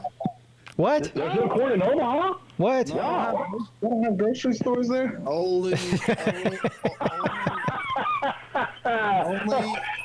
Only in western Nebraska there's corn. But There's corn everywhere but Omaha and Nebraska. Yeah, I guess so. Wow. Do they have a law and said no corn allowed within the city limits of Omaha?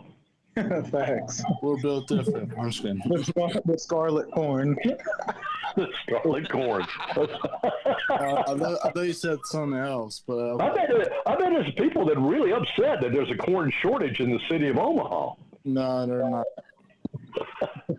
We got cream corn. We got cream corn, we got kernel corn, we got yellow corn, we got white corn, Canned corn. we got sauteed corn. That's about it. That's about it. Oh my God! I gotta go back to work. All right, see you later, TB. I'm not getting into this conversation, kind of Omaha, but anyways. You came in here, Nate. Now, I mean, Well, you can't stand that no, you get out I of the kitchen. came here into like a claustrophobic, freaking police talk. Claustrophobic. Claustrophobic. What's I don't know, I just made claustrophobic up about the it? word. Well, you know what? That makes you about the same as every leftist because they add phobia to everything, and I'm not sure they understand what that word means. Hey, are corny? Humper Billy Paul asked a question. Are there corny jokes allowed in Omaha? That is Yeah. question. Oh. That's America, I guess. I got a joke for you. This is how every joke in Omaha starts. Ready? Yeah. So Nate walks into a zoo. Yeah, very funny. So I did. Nate walks into a bar with two high priests. No. I don't know if you guys know this, but it's a fast-growing city. But I know y'all don't care because No, it's not. yes, it is. So what you're telling me is a bunch of people are moving to Omaha. Yes, For what? for going moving. It's a family-friendly town. Or it's a city. Well, And- you know what? To Nate and Scott's point, there's a bunch of people, like he was talking about, leaving California and going anywhere that's just not California. Yeah. Well, because rent costs $5 in Nebraska. That's why. No, that's not. Here. Take me down to Omaha City. Hey, let me talk. But they have no corn, but the girls are pretty. Take me home. Look, I'm pulling up the fastest growing cities in the country right now. We're going to see where Omaha falls on that list. I'd love to see this. Yeah. I know Austin and Nashville should be towards the top. of I that think that list. they are. I've got to say that Charleston's got to be on this list somewhere. Yeah, it does. I'm sure it Yeah, is. but y'all are getting all those people that are on those one-way trips out of Oklahoma. Yeah. I mean, out of Ohio, which is just that's terrible. Yeah, well, that's true. There's a lot of damn Ohio transplants here. There's no doubt about that. I might take a refugee. I might be willing to deal with a California refugee before a motherfucker from Ohio. I'm just saying. I would say there's probably more Ohio State fans in this state than there are South Carolina fans. Probably. Pete said that before, yeah. Let's I see believe here. that. I went to the oh gosh, what was it? I think it was the Ohio State Oregon game. You know, one of the final games some years ago. Went to a bar, and it was just nothing but Buckeye fans. Yeah, you know what's funny? They lost. Austin, Texas, Charlotte, North Carolina, Dallas, Frisco City. I don't even know where that is. I don't know either. Raleigh, Jacksonville, Georgetown. That's interesting. Jacksonville. That's a crappy, place. Houston, Denver, Phoenix, Fort Myers. A lot of. Isn't that the biggest cities or the fastest growing cities? Fastest growing cities is what it's labeled. Oh, okay. Never mind. Fort Myers, New Braunfels. I don't know where that is either. That's right outside of Austin. Okay. A lot of Texas cities on here. And most of those people are coming from California, I would imagine. Oh, yeah. Buckeye. Murfreesboro City. I don't even know where that is either. Goodyear. No, I don't. What? That's Tennessee. Seattle City. San Antonio, Fort Worth, Meridian. That's Meridian? Meridian's Florida, isn't it? Who the hell is that? It's in Mississippi, Meridian, Mississippi. Oh, Mississippi. McKinney City, Cape Coral City. I'm not certain that Meridian, Mississippi is one of the fastest growing cities in Yeah. America. Let me. That's kind of weird, isn't it, Slim? I'm not sure that. You being a traveling man, you would know a lot of these cities. Let me see if I can find a different list because this is according to the Census Bureau here. Yeah, I was going to say. Well, hell, that's only every 4 years. All right, here we go. Rank number one. This is okay. Well, this is as of July 1st, 2020. So I don't know.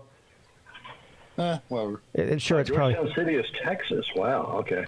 I don't want to miss that. Rank number one, Georgetown City, Texas. Percent increase, 10.5%. Leander City, Texas, 10.1% increase. Queen Creek Town, Arizona, 8.9%. Buckeye City, Arizona, 8.6%. New Braunfels City, Texas, 8.3%. Fort Myers City, Florida, 6.8%. A lot of Arizona and Texas on here. That's got to be the migration from California. And Florida, too. Look at all the Florida places. And Idaho. Boise's one of the fastest growing cities in the country. Yeah. And Boise's in the middle of damn nowhere. Yeah, some of these must be suburbs of the major metropolitan areas. You know what I mean? Yeah. Yeah. Probably, yeah. Casa Grande, Maricopa City, Arizona, Northport City, Florida, Spring Hill City, Tennessee, Goodyear City, Arizona, Point St. Lucie City in Florida, Meridian City, Idaho, Caldwell City, Idaho, Nampa City, Idaho. So a bunch of Idaho on here. Mm-hmm. If there's not a Tater Town in Ohio, that's an opportunity. I mean, in Idaho, that's an opportunity. So all right. So this is interesting. So those were all the highest percentage increases. So that doesn't really tell you the fastest growing because if it has a very low percentage and a few people move there, it raises the percentage a lot, right? So this one here is the numeric increase. So this is by the actual amount of people. All right. San Antonio City, number 1, Phoenix City, number 2, Fort Worth, 3, Port St. Lucie, 4, North Las Vegas, 5, Cape Coral, 6, Buckeye City, 7, Frisco City, 8.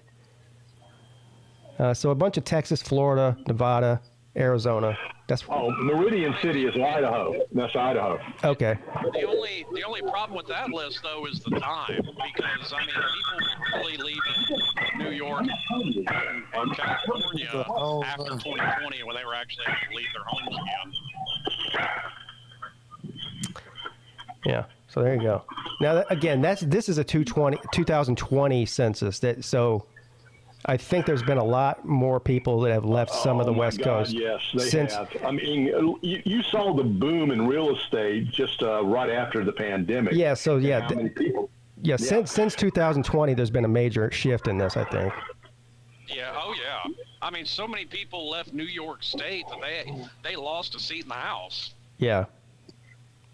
Well, their tax base is gone. I mean, in California too, their tax base is gone. Dude, all the businesses are what really left California because so many businesses were headquartered out there. Mm-hmm. And just so many businesses is really what left California and is going to kill them. It was funny. New York, they were trying to come up with a way, and I thought it was hilarious when I heard it. The dumb Cuomo that wasn't on TV wanted to tax people for 10 years after they left the state of New York. Yeah. Oh, I heard that. Pass it into law. Yeah. That's insane. Isn't that something? I mean, you raise the taxes and then the tax base leaves. Well, who the hell's going to pay for it? Yeah. Yeah, I'm sure you've noticed, Scott. We not only are people from Ohio, but we have a large influx of New Yorkers moving here. And not just here. I'm sure all of the metropolitan areas throughout the Southeast. And what they're doing, and this is one of the reasons for the crazy prices to buy houses right now, is they're selling their homes in New York, where for millions of dollars for probably a tiny house, and they're coming down here and paying cash for a big house for whatever it is, $400,000 or $500,000. Yeah, and so exactly. I mean, the cost of living down here is nice. Weather's great. Charleston's always going to be a very positive city as far as growth. You got the shipping, with the shipping lanes, and then you got Boeing here. You got Mercedes-Benz has moved here. You've had a lot of different companies and plants that have moved to South Carolina. Now, of course, Nikki Haley made it that way because she gave them a great tax rate to come here. Well, that's how we got Boeing here. Yeah, she's partly responsible for that. Yeah. And not just. I'll tell you how crazy the house market got because I was looking at buying a house up until last year when I said screw that noise. My wife's best friend from college. She's a partner in a mortgage company, and I mean there were people taking out. Like even locally, people that wasn't like selling their homes, from New York and moving down here. There were people taking out $100,000 loans on top of mortgaging the house to pay for them. Well, there's been a lot of people in 2021. I mean, I knew a real estate person that told me that people in New York and all other places around the country were buying houses sight unseen. They were just looking at the photos and the 360 zoom around and buying a house just like that. Yeah, they don't even need to come and visit. They just buy it right off the internet. And but one of the things is I talked to a guy who used to be a client of mine when I had my business that was moved down from New York, and he told me he was retired. I don't know, he's probably mid 70s. And living on Social Security, him and his wife, and whatever the retirement was, which probably wasn't that much. And they had lived in, it might not have been New York, it might have been New Jersey, but one half dozen the other as far as that goes. He was telling me they lived in a small single-family home on a small lot in a residential neighborhood like the one I live in, and they were paying $28,000 a year in property taxes. Yes. $28,000. He said we couldn't afford that anymore.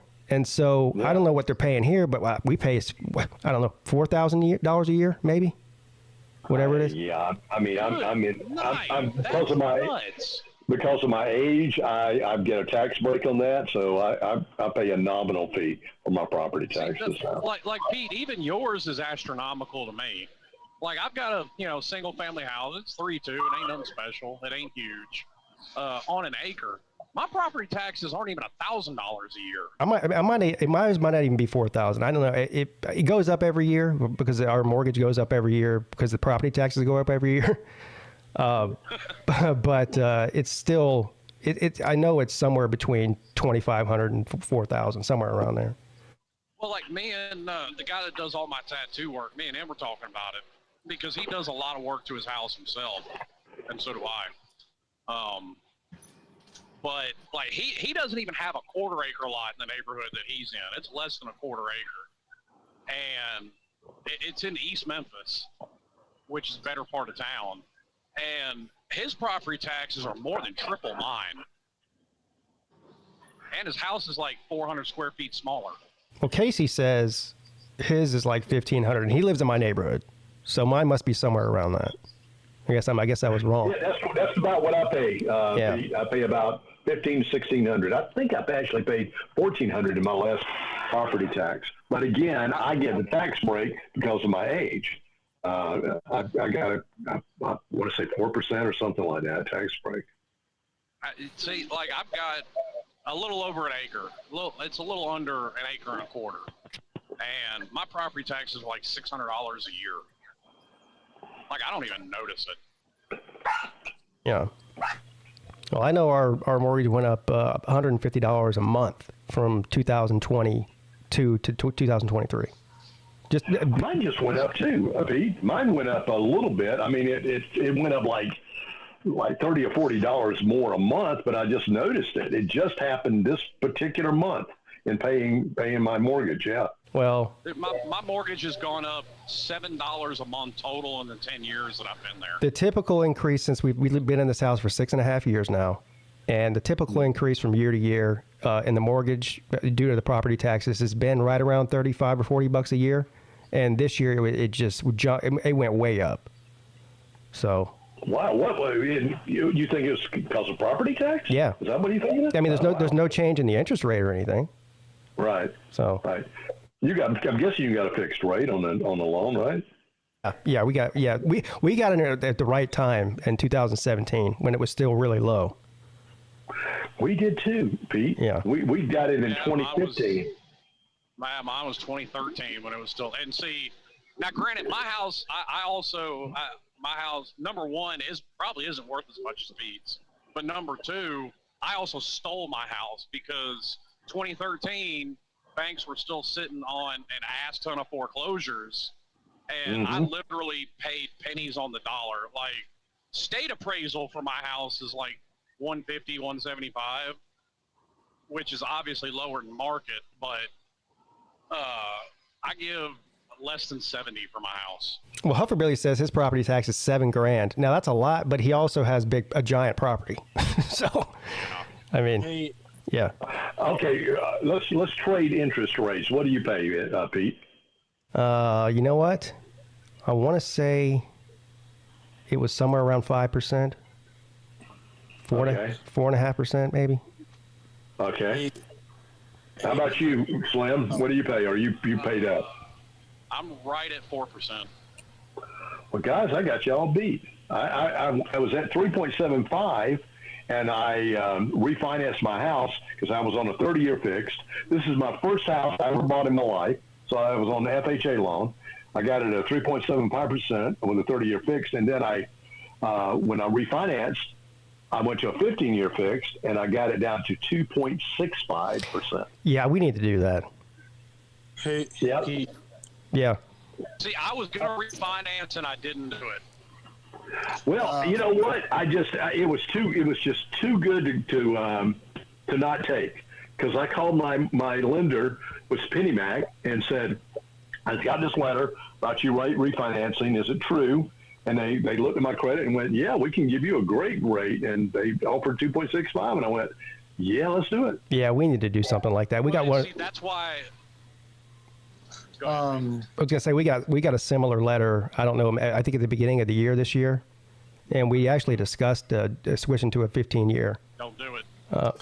Why not? Why not do it? I mean, look, you know how much more money I'm paying? About 20. Do it. Why? Why would you not do? Do you know where interest rates are? Hang on. Do you know where interest rates are now?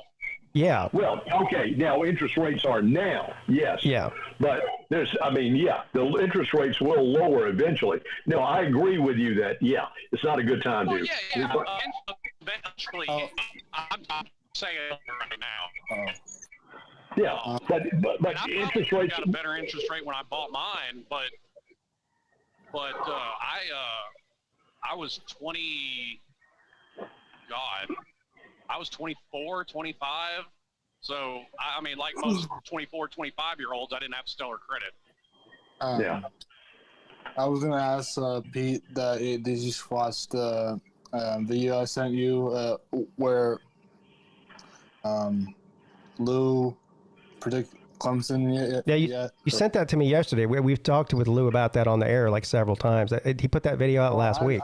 Sorry, I didn't watch that part where you talked to Lou. Yeah. I'm sorry. It's all right. What happened? But as far as the 15-year loan things, if the interest rate's right, yeah, you pay. I don't know how much it would increase our mortgage every month, but over the life of the loan, the amount of money that you save is ridiculous. It's absolutely ridiculous, and it is a good thing to do. I mean, I was lucky in looking at it. I did it in 2021, and just no reason not to with that interest rate that low. So.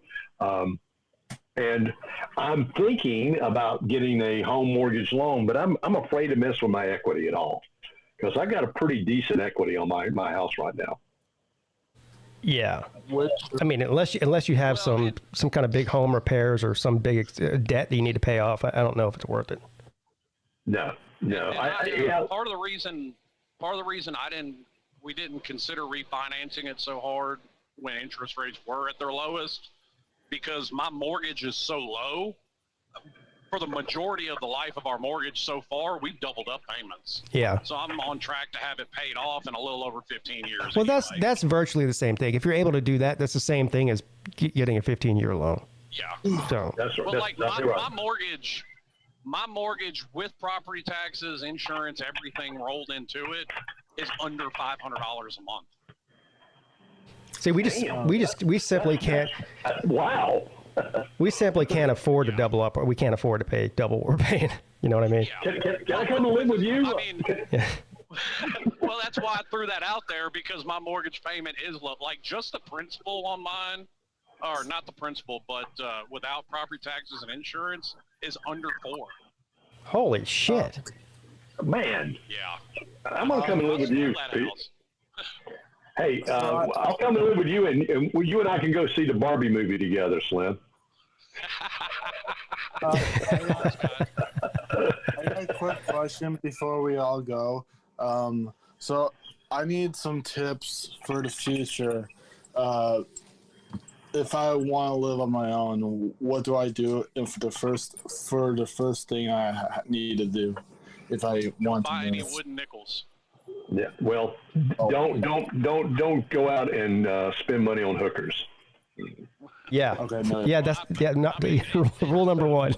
That's two good things we've told you so far. Hey, that's a valid question, but we could spend 3 hours answering that question. Well, you don't have to. You know what? The best thing you probably should do, Nate, is take some sort of class on how to manage money. Absolutely. That's the key. Great idea. It's, when you're young, and I wish I would have. Now, I will give myself credit. I wasn't a big spender when I was, buying my first home or when I was in my early 20s. I was very frugal with my money and very smart with my money. I didn't rack up a bunch of credit card debt. I lived within my means, all that sort of thing. But a lot of people don't know how to do that. No. And that right there is why I say we don't necessarily have a money problem per se as far as what people are getting paid. That people have a self-control problem as far as spending money for shit they don't need. Yeah. I think what Pete told you there, Nate, is the best thing. Save your money, and especially at your age, save your money, because saving your money today is going to be beneficial for you in 40 years. Very beneficial for you. Yeah, because I just want to say that because I want to eventually move out, like to another state, maybe. Not because Omaha sucks, but I want to either live in like a state that is more like has mountains, like more of the scenery, like You're gonna move to Colorado now. Yeah. Wyoming. I know lots of people live there. But There's nothing in Wyoming. I'll tell you that right now. There's nothing in Wyoming. There's not a whole lot there, but it is very pretty. I've been there. Yeah. Oh, it's gorgeous. It is gorgeous. Big sky, as they call it. Yeah. Yeah. Montana, with your winter's too cold. Hey, the other option for you, Nate, it's almost free, is live off of the grid out in the middle of nowhere. You know? Where's that? That means you don't have any plumbing bills, you don't have any electric bills, you don't have any mortgage, you don't have, you know. Where's that at? Well, a lot of people do it. Yeah. Now, but here's the problem. That's my question. You have to basically be a farmer, farm your own chickens, and hunt your own meat, and grow your own vegetables. I mean. Oh, you're saying, yeah. You're saying I need to buy a land in some state, and I don't know. I suggest you not to move. There needs to be a disclaimer when Pete says it's almost free, because it's almost free except for all the money you got to spend when you first get there. Well, you need the initial capital to buy the property and build whatever you're going to live in. Right. I watch it. Get yourself a yurt. Look up a yurt. That's what you need to get, Nate. Find you some property and build yourself a yurt. This is a big thing on YouTube. I'm sure Slim probably watched. I watch a lot of these off the grid people on YouTube. Do you? Slim? I not necessarily YouTube, but something my wife watches. Oh God, I can't think of the name of that channel now. But there's a series on there of just people building shit off the grid. Yeah, it's pretty interesting because the people on YouTube, and it's such a big genre that most of these people that post videos either daily or even just a couple of times a week, they support their entire lives off of whatever little revenue they make off of YouTube because they have such low cost of living. Yep. Yeah. And that was my overall point: is people can lower their cost of living much more dramatically than you think. I mean, sure, you're not having a grand old time like some people, but it is what it is. Like Scott said, it'll be beneficial for you in 40 years. Yeah. One traveling tip I'll tell you is don't move to Cheyenne, Wyoming, because I went there as a consultant for a radio station group one time, and they took me to a strip club, and they had a pregnant stripper. And that's been a nightmare ever since. Wow. So, That's hilarious. Well, come on, Scott. She's got to feed that baby somehow. Yeah. Oh, Lord. I'll let you guys go. Hey, always nice talking with you guys. Yeah. Take care. See you later, Scott. Yeah, Scott, you too. So I'll take that notes, Pete, that you said to me. But I've been looking for fun, online, like houses and stuff, just for fun. Yeah. But there's some nice houses out in Wyoming, kind of, but. Yeah, but there's not some nice prices. Yeah, right. I know. What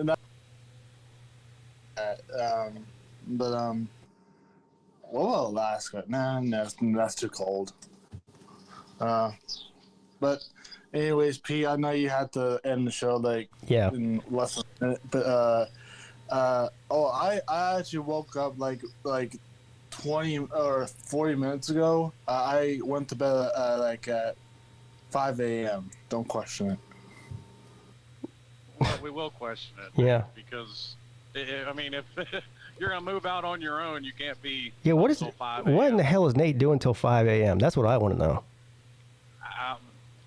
You know what? I take that back. I don't want to know. I don't want to know. You're probably right. Yeah. He's recruiting people to Edward Streams. Yeah, I guess so. Yeah. We'll leave it at that. All right, man. Well, that's going to do it for today. Appreciate you coming on. As always. Yeah, where are you at today? At present, somewhere in Arkansas, but I'm going to end up in Indiana. That's your final destination, Indiana? Yeah, southern Indiana. I literally I'll be, I don't know, 30 miles from Kentucky border. So I'll end up having to go through Kentucky at some point today, maybe, if I don't just shut down up there in Indiana. Well, be careful out there. Shit, I'm trying. 2 people done tried to kill me today. My day started at 4. Damn. Yeah. I'm gonna see if I can get some video clips of that and either show them on the midday show or show them on the morning show. Yeah. That's kind of become a thing. I'm starting sending those clips in. Yeah, do that. Dash cam. Yeah, that's good. That's grade A material. I mean, as long as you don't actually die, we don't want that. Yeah, right. Yeah, well, this little Toyota Corolla this morning, when I got to my destination, I had to pry the seat of the truck out of my ass crack. Because I swear to God, I missed that car by like 6 inches. Wow. What did it do? Cut you off or something? Oh, yeah. Well, it was splitting off, to head 40 east, towards Nashville, because that's the direction I was heading, or keep going on the 240 loop around Memphis. Well, it's 4-lane road, 4-lane interstate. He's in the far left lane. I'm in the lane next to him because I'm headed 40 east. And then the other two are keeping on the 240 loop. Well, he decides he's going to stay on the 240 loop. Huh. And I swear I missed him by it had to have been no more than 6 inches to a foot. Let me ask you this, as a truck driver, because I'll give you my perspective as a regular motorist when I'm around trucks, it's on the interstate mainly. I try to not stay around a truck. Well, first of all, my main fear, and this came from when I had my motorcycle, is that the 18-wheeler will blow a tire, and that's a death sentence for a motorcyclist. But the same thing for a car. So if I'm driving down the interstate, I'm either going to stay behind the truck and travel directly behind it, but keep a good distance behind it, or I'm going to do whatever I can to get around it and leave it in the dust, right? And I'm certainly not going to pull around one and get in front of one and sit there where it's riding my ass. Would you rather? You would rather the regular motorist try to stay away from you as well, right? Oh, absolutely. Yeah. That is probably my biggest pet peeve. And they ride beside you. That's the worst. I've got somebody doing it now.